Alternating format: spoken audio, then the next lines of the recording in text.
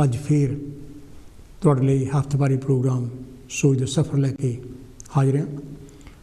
अज 1 फरवरी 2022 है तो जिस तरह तुहानूं पता है कि मैं इस प्रोग्राम में अपनी किताब सफलता के भेद विचों पहला एक लेख पढ़दा तो फिर तुहाडे नाल टैलीफोन के राही उन्हां नुकतिਆਂ ते संवाद रचाउण की कोशिश करदा जिहड़े मैं नुकते उस लेख में उठाए हुंदे आ जां इनके जिन्हां नुकतिਆਂ बारे शायद मैं गल ना कीती होवे।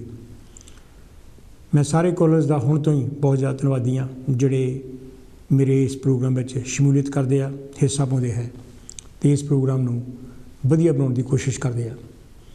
तो सारा टैलीफोन नंबर जिहड़ा कि स्क्रीन के थल्ले भी आ रहा है, मैं दोबारा एक बार फिर तुहानूं दस भी दिंदा है, वो है 0300 770 2246 0300 770 2246। तो जे तुसीं बरतानिया तो बाहर से टैलीफोन कर रहे हैं तो फिर तुहानूं 0044 नंबर पहला लाउणा पऊगा तो फिर 300 770 2246 सारा नंबर घुमाना पऊगा।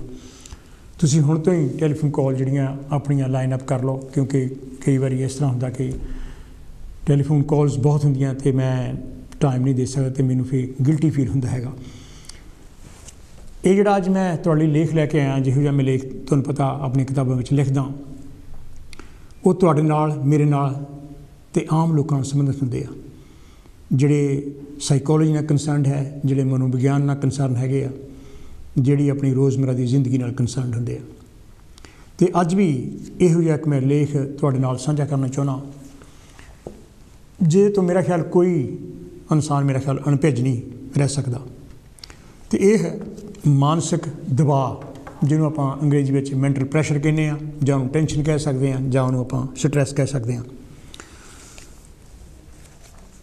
मैं ये लेख पढ़दा तो मैं फिर तुहाडे टैलीफोन कॉल्स की वेट कर रहा ताकि लेख तो बाद इमीजिएटली मैं तुहाडे टैलीफोन कॉल्स लै सकां कि आपां एक संवाद रचाइए ताकि किसी सिट्टे ते पहुँच सकीए तो आपां किसी सलूशन वाल जा सकीए, ताकि साडा स्ट्रैस जिहड़ा हैगा, साडी जिहड़ी टेंशन हैगी आ, साडा जिहड़ा मानसिक दबाव है, मैंटल प्रैशर हैगा, वो किस न किस तरह घट सके। अजकल मानसिक दबाव दीयां बड़ियां गल्लां हो रही और ये भी सच है कि मानसिक दबाव इन्ना ज़्यादा घातक है कि ये चुपचाप अपना काम कर जाता है, तो इस करके इनू साइलेंट किलर भी कहा जाता है। पर सवाल पैदा होता है कि मानसिक दबाव असल में है कि मोटे लफ्ज़ों में कहा जा सकता है कि जब गल तुहाडे बसों बाहरी हो जाए अते उहदे द्वारा पैदा होया फिक्र जां चिंता वाली हालत नूं ही मानसिक दबाव कहा जाता है। इहदे नाल साडे सरीरक अते मानसिक हालातां विच तां तब्दीली आउंदी ही है, सगों नाल साडे जज्बातां अते भावनावां नूं भी सट वजदी है। इहो जी हालत नूं कई लोग काबू कर सकते हैं अते कई काबू करन विच सफल नहीं हुंदे, जिसदा नतीजा उदासी, घोर उदासी, चिड़चिड़ापन, हिंसक, अपने आप नूं नुकसान पहुँचाउणा, जिवें गुट्टां दीयां नाड़ियां कट लेना जां गल आत्म हत्या तक पहुँच सकती है।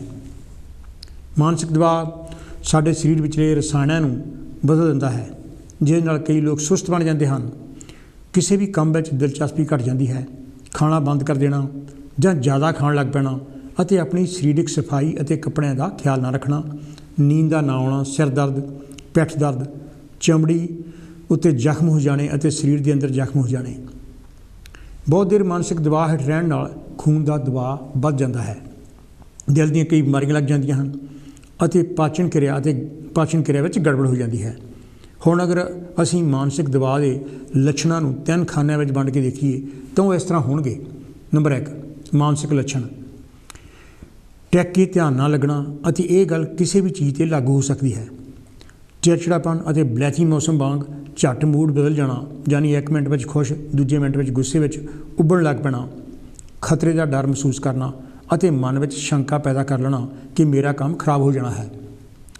असली मुद्दे तो किनारा करने की कोशिश करना, अपने शरीर अते होर लोगों बारे फिक्र में खुबे रहना। इन्हां उदाहरणां तो बिना कुछ होर लक्षण भी हो सकते हैं, क्योंकि असीं ਵੱਖਰੇ हालातों में ਵੱਖਰੇ तरीक़े नाल किसी भी गल नूं लैंदे हां। नंबर 2 सरीरक लक्षण, कंबण लग पैना, सिर भारा हो जाना अते धुंधला नज़र आना, दिल का जोर धड़कना, मूँह अते गला सुक जाना, पसीने छुट्टन लग पैने, थके थके महसूस करना, पट्ठियां विच कसा आ जाना, गर्दन ते मोढियां विच दर्द शुरू हो जाना, पेट ते आंतड़ियां विच समस्यावां पैदा हो जाणियां, साह की तकलीफ हो जानी, जोड़ां दा सुन्न हो जाना अते बार बार पेशाब आउणा आदि। बर्ताव विच तब्दीली। मानसिक दबाव नाल कई लोग अपने नौह खाण लग पैंदे हन, दंदां नूं पीहणा, नींद ना आउणा, थथलाउणा, ठीक तरह गल ना कर सकना, गुआचे गुआचे महसूस करना, अटक अटक जां बहुत तेज़ बोलना, खाण पीण ਦੀਆਂ आदतां ਵਿੱਚ तब्दीली आ जानी ਅਤੇ ਭਾਰ ਦਾ ਘਟ ਜਾਂ ਵੱਧ ਜਾਣਾ ਆਦਿ। 31 ਮਈ 2007 ਦੇ ਮੈਟਰੋ ਅਖਬਾਰ ਮੁਤਾਬਕ ਬਾਰਕਸ਼ਾਇਰ ਦੀ ਕੰਸਲਟੈਂਟ ਮਿਸ ਪੰਪਾ ਸਰਕਾਰ ਦਾ ਕਹਿਣਾ ਹੈ ਕਿ ਖੋਜ ਦੁਆਰਾ ਪਤਾ ਲੱਗਾ ਹੈ ਕਿ 17 ਹਫ਼ਤਿਆਂ ਦੇ ਮਾਂ ਦੇ ਪੇਟ ਵਿਚਲਾ ਅਣਜੰਮਿਆ ਬੱਚਾ ਵੀ ਤਣਾਅਗ੍ਰਸਤ ਹੋ ਸਕਦਾ ਹੈ। ਇਸ ਤਣਾਅ ਦਾ ਅਸਰ ਉਹਦੇ ਜੰਮਣ ਬਾਅਦ ਬਚਪਨ ਵਿੱਚ ਵੀ ਬਰਕਰਾਰ ਰਹਿੰਦਾ ਹੈ। ਤਣਾਅ ਦੇ ਹਾਰਮੋਨ ਨੂੰ ਕੋਰਟੀਸੋਲ ਕਹਿੰਦੇ ਹਨ ਅਤੇ ਇਹਦੇ ਵਧਣ ਨਾਲ ਅਸੀਂ ਮਾਨਸਿਕ ਦਬਾਅ ਵਿੱਚ ਚਲੇ ਜਾਂਦੇ ਹਾਂ। ਇਸ ਖੋਜ ਨੇ ਦਰਸਾਇਆ ਹੈ ਕਿ ਗਰਭਵਤੀ ਔਰਤਾਂ ਉੱਤੇ ਕਿਸੇ ਵੀ ਕਿਸਮ ਦਾ ਦਬਾਅ ਨਹੀਂ ਪਾਉਣਾ ਚਾਹੀਦਾ, ਨਹੀਂ ਤਾਂ ਉਹਦਾ ਅਸਰ ਗਰਭਵਤੀ ਔਰਤ ਉੱਪਰ ਤਾਂ ਪਵੇਗਾ ਹੀ, ਸਗੋਂ ਪੇਟ ਵਿਚਲਾ ਬੱਚਾ ਵੀ ਇਹਦਾ ਸ਼ਿਕਾਰ ਹੋਵੇਗਾ ਅਤੇ ਉਹ ਜੰਮਣ ਬਾਅਦ ਵੀ ਤਣਾਅ ਵਿੱਚ ਰਹੇਗਾ। ਇਸ ਤਣਾਅ ਦੇ ਕਾਰਨ ਕੀ ਹਨ? ਵੈਸੇ ਤਾਂ ਲਿਸਟ ਕਾਫੀ ਲੰਬੀ ਹੈ, ਪਰ ਅਸੀਂ ਹੇਠ ਲਿਖੀ ਵੰਡ ਕਰ ਸਕਦੇ ਹਾਂ। ਘਰ ਅਤੇ ਕੰਮ ਦੇ ਹਾਲਾਤ।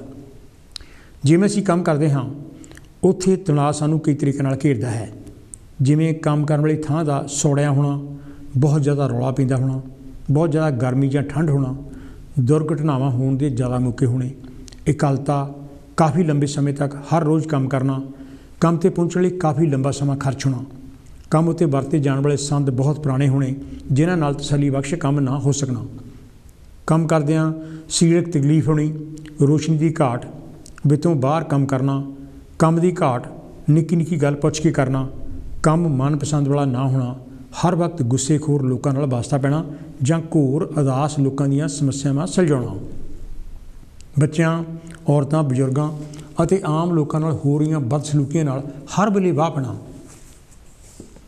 ਤਤਕਾਲ ਕਿਸਮ ਦੇ ਕੇਸਾਂ ਨਾਲ ਚੱਤੋ ਪੈਰ ਕੰਮ ਕਰਨਾ, ਕੰਮ ਜ਼ਿਆਦਾ ਅਤੇ ਕੰਮ ਕਰਨ ਵਾਲੇ ਘੱਟ ਹੋਣਾ, ਇੱਕ ਦੂਜੇ ਨਾਲ ਗੱਲਬਾਤ ਨਾ ਕਰਨੀ ਜਾਂ ਸੰਦੇਸ਼ ਠੀਕ ਤਰ੍ਹਾਂ ਨਾ ਦੇਣਾ, ਕੰਮ ਬਾਰੇ ਸਿਖਲਾਈ ਨਾ ਦੇਣਾ, ਕੰਮ ਉੱਤੇ ਤਬਦੀਲੀਆਂ ਦੀ ਤੇਜ਼ ਰਫ਼ਤਾਰ ਹੋਣਾ, ਕੰਮ ਨੂੰ ਸੁਧਾਰਨ ਬਾਰੇ ਕਾਮਿਆਂ ਤੋਂ ਕੋਈ ਸਲਾਹ ਨਾ ਲੈਣਾ, ਬਦਲ ਹਦਾਇਤਾਂ ਦੇਣਾ ਅਤੇ ਕੰਮ ਕਰਨ ਦੇ ਤਰੀਕਿਆਂ ਵਿੱਚ ਬਾਰ-ਬਾਰ ਅਦਲਾ ਬਦਲੀ ਕਰਨੀ, ਕੋਈ ਠੋਸ ਫੈਸਲਾ ਨਾ ਲੈ ਸਕਣਾ, ਅਣਜਾਣ ਲੋਕਾਂ ਦੀ ਕੰਮ ਉੱਤੇ ਭਰਤੀ ਕਰ ਲੈਣੀ, ਕੀਤੇ ਕੰਮ ਦੀ ਬੇਕਦਰੀ ਕਰਨੀ, ਕੰਮ ਨੂੰ ਸੁਧਾਰਨ ਬਾਰੇ ਕੋਈ ਅਸਾਰੂ ਸੁਝਾਅ ਨਾ ਦੇਣਾ, ਅਫਸਰਾਂ ਅਤੇ ਵੱਡਿਆਂ ਵੱਲੋਂ ਨੁਕਤਾਚੀਨੀ ਮਿਲਣੀ, ਕਰਜ਼ਾ, ਘੱਟ ਰੁਤਬਾ ਅਤੇ ਘੱਟ ਤਨਖਾਹ, ਅਸੁਰੱਖਿਅਤ ਮਹਿਸੂਸ ਕਰਨਾ, ਸਿਖਲਾਈ ਲਈ ਸਮਾਂ ਘੱਟ ਹੋਣਾ, ਗਲਤੀ ਵੇਲੇ ਉਹਨੂੰ ਸੁਧਾਰਨ ਲਈ ਕੋਈ ਮਦਦ ਨਾ ਦੇਣਾ, ਨਿੱਕੀ ਨਿੱਕੀ ਗੱਲ ਉੱਤੇ ਡੰਡਾ ਚੁੱਕੀ ਫਿਰਨਾ ਅਤੇ ਕੰਮ ਅਤੇ ਬਾਹਰ ਲੋਕਾਂ ਨਾਲ ਸਿਖਾਵੇ ਸੰਬੰਧ ਨਾ ਹੋਣੇ, ਕੰਮ ਉੱਤੇ ਤਰੱਕੀ ਹੋਣ ਦੀ ਬਜਾਏ ਹੇਠਾਂ ਵੱਲ ਖਿਸਕਣਾ, ਘਰ ਵਿੱਚ ਬੱਚਿਆਂ ਅਤੇ ਸਾਥਣ ਨਾਲ ਚੰਗੇ ਸੰਬੰਧ ਨਾ ਹੋਣੇ, ਰਿਸ਼ਤੇਦਾਰ ਜਾਂ ਨਜ਼ਦੀਕੀ ਦੋਸਤ ਦੀ ਮੌਤ ਹੋ ਜਾਣੀ,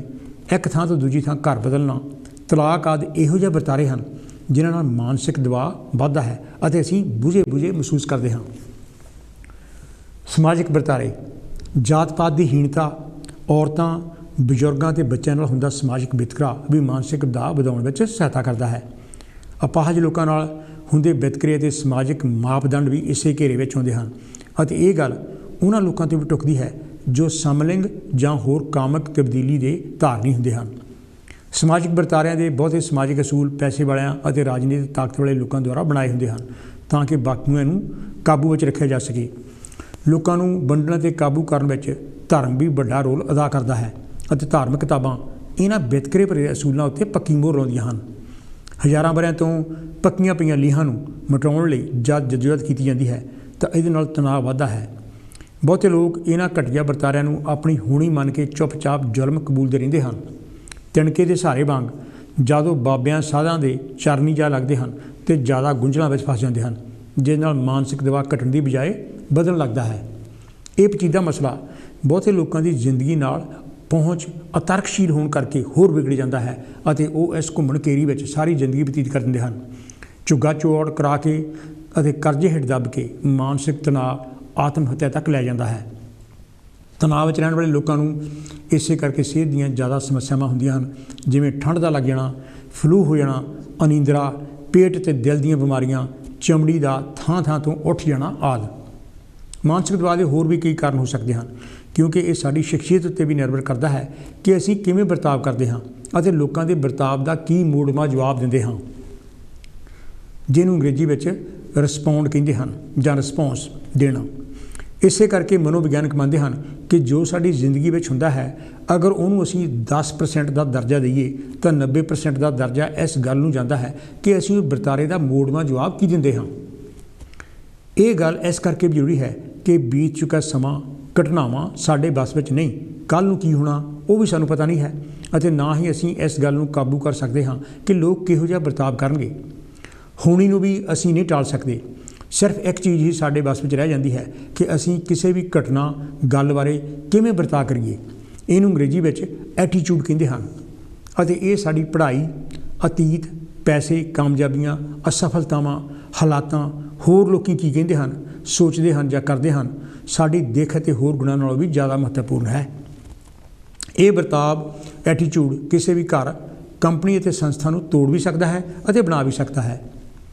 ਜਦ ਤਣਾਅ ਭਰੇ ਹਾਲਾਤ ਹੋਣ, ਉਸ ਵੇਲੇ ਚੁੱਪਚਾਪ 10 ਮਿੰਟ ਬੈਠ ਕੇ ਆਪਣੀਆਂ ਉਹਨਾਂ ਗੱਲਾਂ ਅਤੇ ਗੁਣਾਂ ਵੱਲ ਧਿਆਨ ਦਿਓ ਜੋ ਹਾਂ ਪੱਖੀ ਹਨ, ਜਿਨ੍ਹਾਂ ਨੂੰ ਪੋਜ਼ੀਟਿਵ ਕਹਿੰਦੇ ਹਨ। ਜਿਵੇਂ ਮੇਰੀ ਸਰੀਰਕ ਅਤੇ ਮਾਨਸਿਕ ਸਿਹਤ ਠੀਕ ਹੈ, ਮੇਰੇ ਕੋਲ ਘਰ ਹੈ, ਮੈਨੂੰ ਖਾਣ ਪੀਣ ਦੀ ਕੋਈ ਤੋਟ ਨਹੀਂ ਹੈ, ਮੇਰੇ ਕੋਲ ਪਾਉਣ ਲਈ ਕੱਪੜੇ ਹਨ ਅਤੇ 4 ਪੈਸੇ ਵੀ ਹਨ, ਮੇਰੇ ਬੱਚੇ ਅਤੇ ਮੇਰਾ ਸਾਥਣ ਠੀਕ ਠਾਕ ਹੈ, ਮੇਰੇ ਕੋਲ ਕੰਮ ਹੈ ਅਤੇ ਮੈਂ ਪੜ੍ਹਿਆ ਲਿਖਿਆ ਹਾਂ, ਮੈਂ ਇਹੋ ਜਿਹੇ ਮੁਲਕ ਵਿੱਚ ਰਹਿ ਰਿਹਾ ਹਾਂ ਜਿੱਥੇ ਵੈਲਫੇਅਰ ਸਟੇਟ ਹੈ ਆਦਿ। ਇਹਨਾਂ ਗੱਲਾਂ ਨੂੰ ਉਹਨਾਂ ਲੋਕਾਂ ਉੱਤੇ ਲਾਗੂ ਕਰੋ ਜਿਹੜੇ ਲੋਕ ਅਪਾਹਜ ਹਨ, ਆਪਣਾ ਘਰ ਨਹੀਂ ਹੈ, ਪੜ੍ਹਾਈ ਨਹੀਂ ਹੈ, ਕੰਮ ਤੋਂ ਵਿਹਲੇ ਹਨ ਅਤੇ ਬੈਂਕ ਵਿੱਚ ਕੋਈ ਪੈਸਾ ਨਹੀਂ ਹੈ, ਸਗੋਂ ਸਿਰ ਕਰਜ਼ਾ ਹੈ। ਈਰਖਾ ਸਾੜੇ ਤੋਂ ਉੱਪਰ ਉੱਠ ਕੇ ਸੋਚਣੀ ਨੂੰ ਮੋਕਲੀ ਕਰੋ। ਅਗਰ ਕੋਈ ਤਰੱਕੀ ਕਰਦਾ ਤਾਂ ਖੁਸ਼ ਹੋਵੋ, ਇਹਦੇ ਨਾਲ ਤੁਹਾਨੂੰ ਖੁਸ਼ੀ ਮਿਲੇਗੀ। ਜ਼ਿੰਦਗੀ ਵਿੱਚ ਗਲਤੀਆਂ ਕਰਨਾ ਆਮ ਗੱਲ ਹੈ, ਇਹ ਕੋਈ ਜੱਗੋਂ 13ਵੀਂ ਗੱਲ ਨਹੀਂ ਹੋ ਜਾਂਦੀ, ਪਰ ਉਹਨਾਂ ਗਲਤੀਆਂ ਤੋਂ ਸਬਕ ਸਿੱਖਣਾ ਅਤੇ ਮੁੜ ਨਾ ਦੁਹਰਾਉਣ ਨੂੰ ਪੱਲੇ ਬੰਨ੍ਹਣਾ ਸਿਆਣਪ ਹੋਵੇਗੀ। ਮੁਆਫ ਕਰਨ ਨਾਲ ਮਨ ਦਾ ਭਾਰ ਲੱਥ ਜਾਂਦਾ ਹੈ ਅਤੇ ਸਰੀਰਕ ਮਾਨਸਿਕ ਸਿਹਤ ਨਰੋਈ ਰਹਿੰਦੀ ਹੈ। ਬਦਲਾਖੋਰੀ ਨੁਕਸਾਨ ਕਰਦੀ ਹੈ। ਆਪਣੀ ਖੁਸ਼ੀ ਅਤੇ ਗਮ ਦੀਆਂ ਭਾਵਨਾਵਾਂ ਦਾ ਜ਼ਾਹਰ ਕਰਨਾ ਜ਼ਰੂਰੀ ਹੈ। ਦਬਾ ਕੇ ਰੱਖਣ ਨਾਲ ਤਣਾਅ ਵਧੇਗਾ। ਆਪਣੀ ਗੱਲ ਨੂੰ ਜ਼ੋਰ ਦੇ ਕੇ ਕਹਿਣਾ ਚਾਹੀਦਾ ਹੈ, ਇਹ ਸਾਡਾ ਹੱਕ ਹੈ ਅਤੇ ਸਵੈਮਾਨ ਵੀ ਹੈ। ਵਿਚਾਰਾਂ ਦਾ ਫਰਕ ਹੋਣਾ ਵੀ ਆਮ ਵਰਤਾਰਾ ਹੈ। ਅਸੀਂ ਉਨੇ ਹੀ ਚੰਗੇ ਹਾਂ ਜਿੰਨਾ ਅਸੀਂ ਆਪਣੇ ਆਪ ਨੂੰ ਸਮਝਦੇ ਹਾਂ, ਪਰ ਗਲਤੀ ਦੇ ਭੁਲੇਖਿਆਂ ਤੋਂ ਬਚਣ ਦੀ ਲੋੜ ਹੈ ਅਤੇ ਇਹ ਹਾਲਾਤ ਮਾਨਸਿਕ ਰੋਗ ਵੱਲ ਪਹਿਲਾ ਕਦਮ ਹੋਵੇਗਾ। ਦਿਨ ਨੂੰ ਦਿਨ ਅਤੇ ਰਾਤ ਨੂੰ ਰਾਤ ਹੀ ਕਹੋ। ਆਪਣੇ ਆਪ ਨੂੰ ਅਤੇ ਹੋਰਾਂ ਨੂੰ ਮੂਰਖ ਬਣਾਉਣ ਦੀ ਲੋੜ ਨਹੀਂ। ਸ਼ਾਂਤ ਚਿੱਤ ਰਹਿ ਕੇ ਕਿਸੇ ਗੱਲ ਦਾ ਫੈਸਲਾ ਲਓ। ਅੱਡੀਆਂ ਭਾਰ ਦੌੜੇ ਭੱਜੇ ਫਿਰਨਾ ਕਿ ਮੈਂ ਦੁਨੀਆ ਸਰ ਕਰ ਲੈਣੀ ਹੈ, ਸਾਡੇ ਖੂਨ ਦੇ ਦਬਾਅ ਨੂੰ ਵਧਾਉਣ ਵਿੱਚ ਵਾਧਾ ਕਰੇਗਾ ਅਤੇ ਸਾਡਾ ਇਸ ਦੁਨੀਆ ਤੋਂ ਸਫ਼ਰ ਜਲਦੀ ਖਤਮ ਕਰ ਦੇਵੇਗਾ। ਸਿਆਣੇ ਕਹਿੰਦੇ ਹਨ ਕਿ ਕੱਛੂ ਕੁੰਮੇ ਐਸੇ ਕਰਕੇ 100 ਸਾਲ ਤੋਂ ਵੀ ਉੱਪਰ ਜਿਉਂਦਾ ਰਹਿੰਦਾ ਹੈ। ਕੱਛੂ ਕੁੰਮਾ ਇਸ ਕਰਕੇ 100 ਸਾਲ ਤੋਂ ਉੱਪਰ ਜਿਉਂਦਾ ਰਹਿੰਦਾ ਹੈ ਕਿ ਉਹ ਆਪਣੀ ਮਸਤ ਚਾਲ ਨਾਲ ਜ਼ਿੰਦਗੀ ਜਿਉਂਦਾ ਹੈ।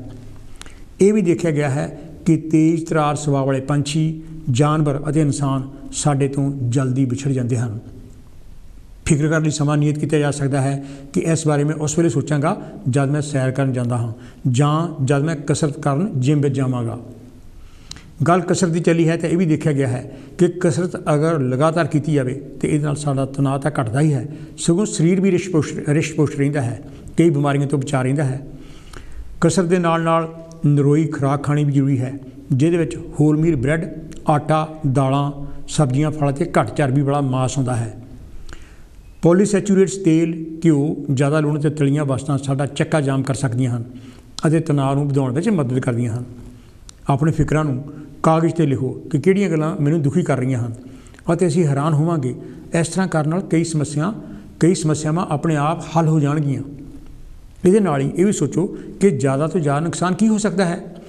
ਜ਼ਿੰਦਗੀ ਅਤੇ ਮੌਤ ਦਾ ਤਾਂ ਸਵਾਲ ਨਹੀਂ ਹੈ, ਅਗਰ ਹੈ ਵੀ ਤਾਂ ਅਸੀਂ ਆਪਣੀ ਅਕਲ ਮੁਤਾਬਕ ਆਪਣੇ ਹਾਲਾਤਾਂ ਅਨੁਸਾਰ ਓੜ ਪੋੜ ਕਰ ਹੀ ਰਹੇ ਹਾਂ। ਇਸ ਤੋਂ ਜ਼ਿਆਦਾ ਕਰਨ ਦੀ ਸਾਡੇ ਵਿੱਚ ਸਮਰੱਥਾ ਵੀ ਤਾਂ ਨਹੀਂ ਹੈ। ਫਿਰ ਫਿਕਰ ਕਾਸ ਦਾ। ਇਸ ਗੱਲ ਦਾ ਦੂਜਾ ਪਾਸਾ ਇਹ ਵੀ ਹੈ ਕਿ ਵਧੀਆ ਕੀ ਹੋ ਸਕਦਾ ਹੈ। ਕਈ ਵਾਰ ਮਾੜੀ ਘਟਨਾ ਵਿੱਚੋਂ ਵਧੀਆ ਨਤੀਜੇ ਨਿਕਲ ਆਉਂਦੇ ਹਨ ਜੋ ਸਾਡੀ ਜ਼ਿੰਦਗੀ ਦੀ ਦਿਸ਼ਾ ਹੀ ਬਦਲ ਦਿੰਦੇ ਹਨ ਅਤੇ ਅਸੀਂ ਉਸ ਟੀਚੇ ਨੂੰ ਪ੍ਰਾਪਤ ਕਰਨ ਲਈ ਸਾਰਾ ਤਾਣ ਲਾ ਸਕਦੇ ਹਾਂ। ਐਵੇਂ ਦੁਨੀਆ ਭਰ ਦੇ ਖਿਲਾਫ ਵਿੱਚ ਫਿਕਰ ਕਰਨ ਦੀ ਬਜਾਏ ਫਿਕਰ ਵਾਲੇ ਬਿੰਦੂ 'ਤੇ ਕੇਂਦਰਿਤ ਕਰਨਾ ਚਾਹੀਦਾ ਹੈ ਕਿ ਅਸਲ ਵਿੱਚ ਫਿਕਰ ਹੈ ਕਿਸ ਗੱਲ ਦਾ।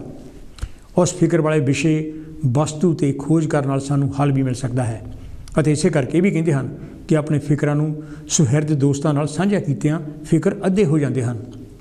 ਸਾਨੂੰ ਨਵੇਂ ਦਿਸ ਸੱਦੇ ਲੱਭਦੇ ਹਨ ਜਿਨ੍ਹਾਂ ਬਾਰੇ ਸਾਨੂੰ ਖਿਆਲ ਹੀ ਨਹੀਂ ਸੀ ਆਇਆ। ਦੇਖਣ ਵਿੱਚ ਇਹ ਵੀ ਆਇਆ ਹੈ ਕਿ ਅਗਰ ਅਸੀਂ ਆਪਣੇ ਫਿਕਰਾਂ ਨੂੰ ਇੱਕ ਕਾਗਜ਼ ਉੱਪਰ ਲਿਖ ਲਿਆ ਹੈ ਤਾਂ ਉਸ ਕਾਗਜ਼ ਦੇ ਟੁਕੜੇ ਨੂੰ ਟੋਟੇ ਟੁੱਟੇ ਕਰ ਦਿਓ ਜਾਂ ਅੱਗ ਲਾ ਦਿਓ ਅਤੇ ਖਿਆਲ ਕਰੋ ਕਿ ਅਸੀਂ ਫਿਕਰਾਂ ਦਾ ਖਾਤਮਾ ਕਰ ਦਿੱਤਾ ਹੈ।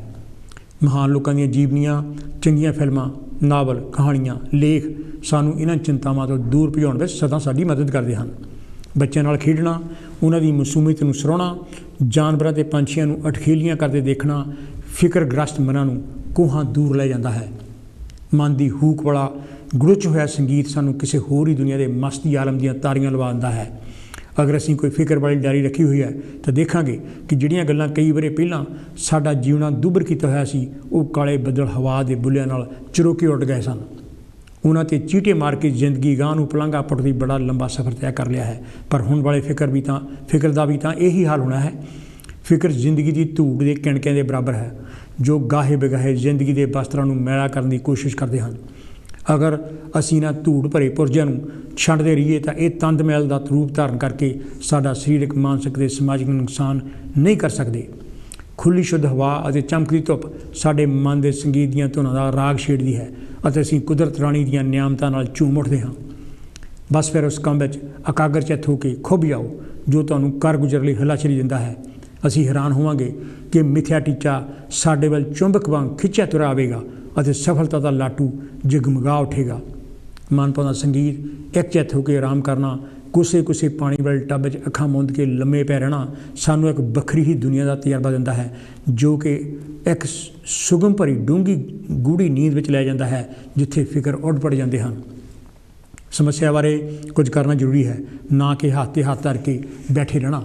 ਗਲਤ ਲਿਆ ਕੋਈ ਫੈਸਲਾ ਨਾ ਲੈਣ ਨਾਲੋਂ ਬਿਹਤਰ ਹੈ। ਦੁਬਿਧਾ ਸਾਡਾ ਜ਼ਿਆਦਾ ਨੁਕਸਾਨ ਕਰਦੀ ਹੈ।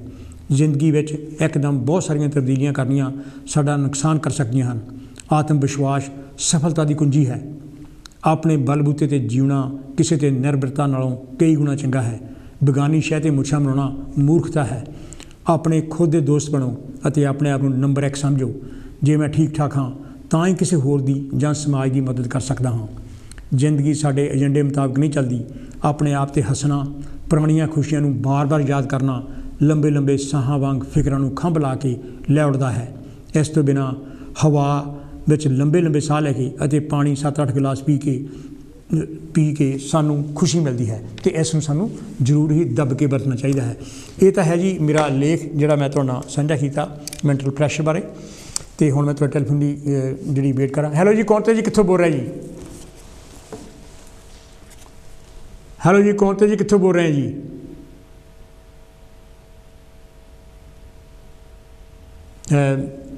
ਜਿਸ ਤਰ੍ਹਾਂ ਮੈਂ ਗੱਲ ਕੀਤੀ ਹੈਗੀ ਹੈ, ਸਾਰੇ ਟੈਲੀਫੋਨ ਲਾਈਨ ਜਿਹੜੀਆਂ ਉਹ ਖੁੱਲ੍ਹੀਆਂ ਹੈਗੀਆਂ। ਨੰਬਰ ਹੈਗਾ 0300 770 2246।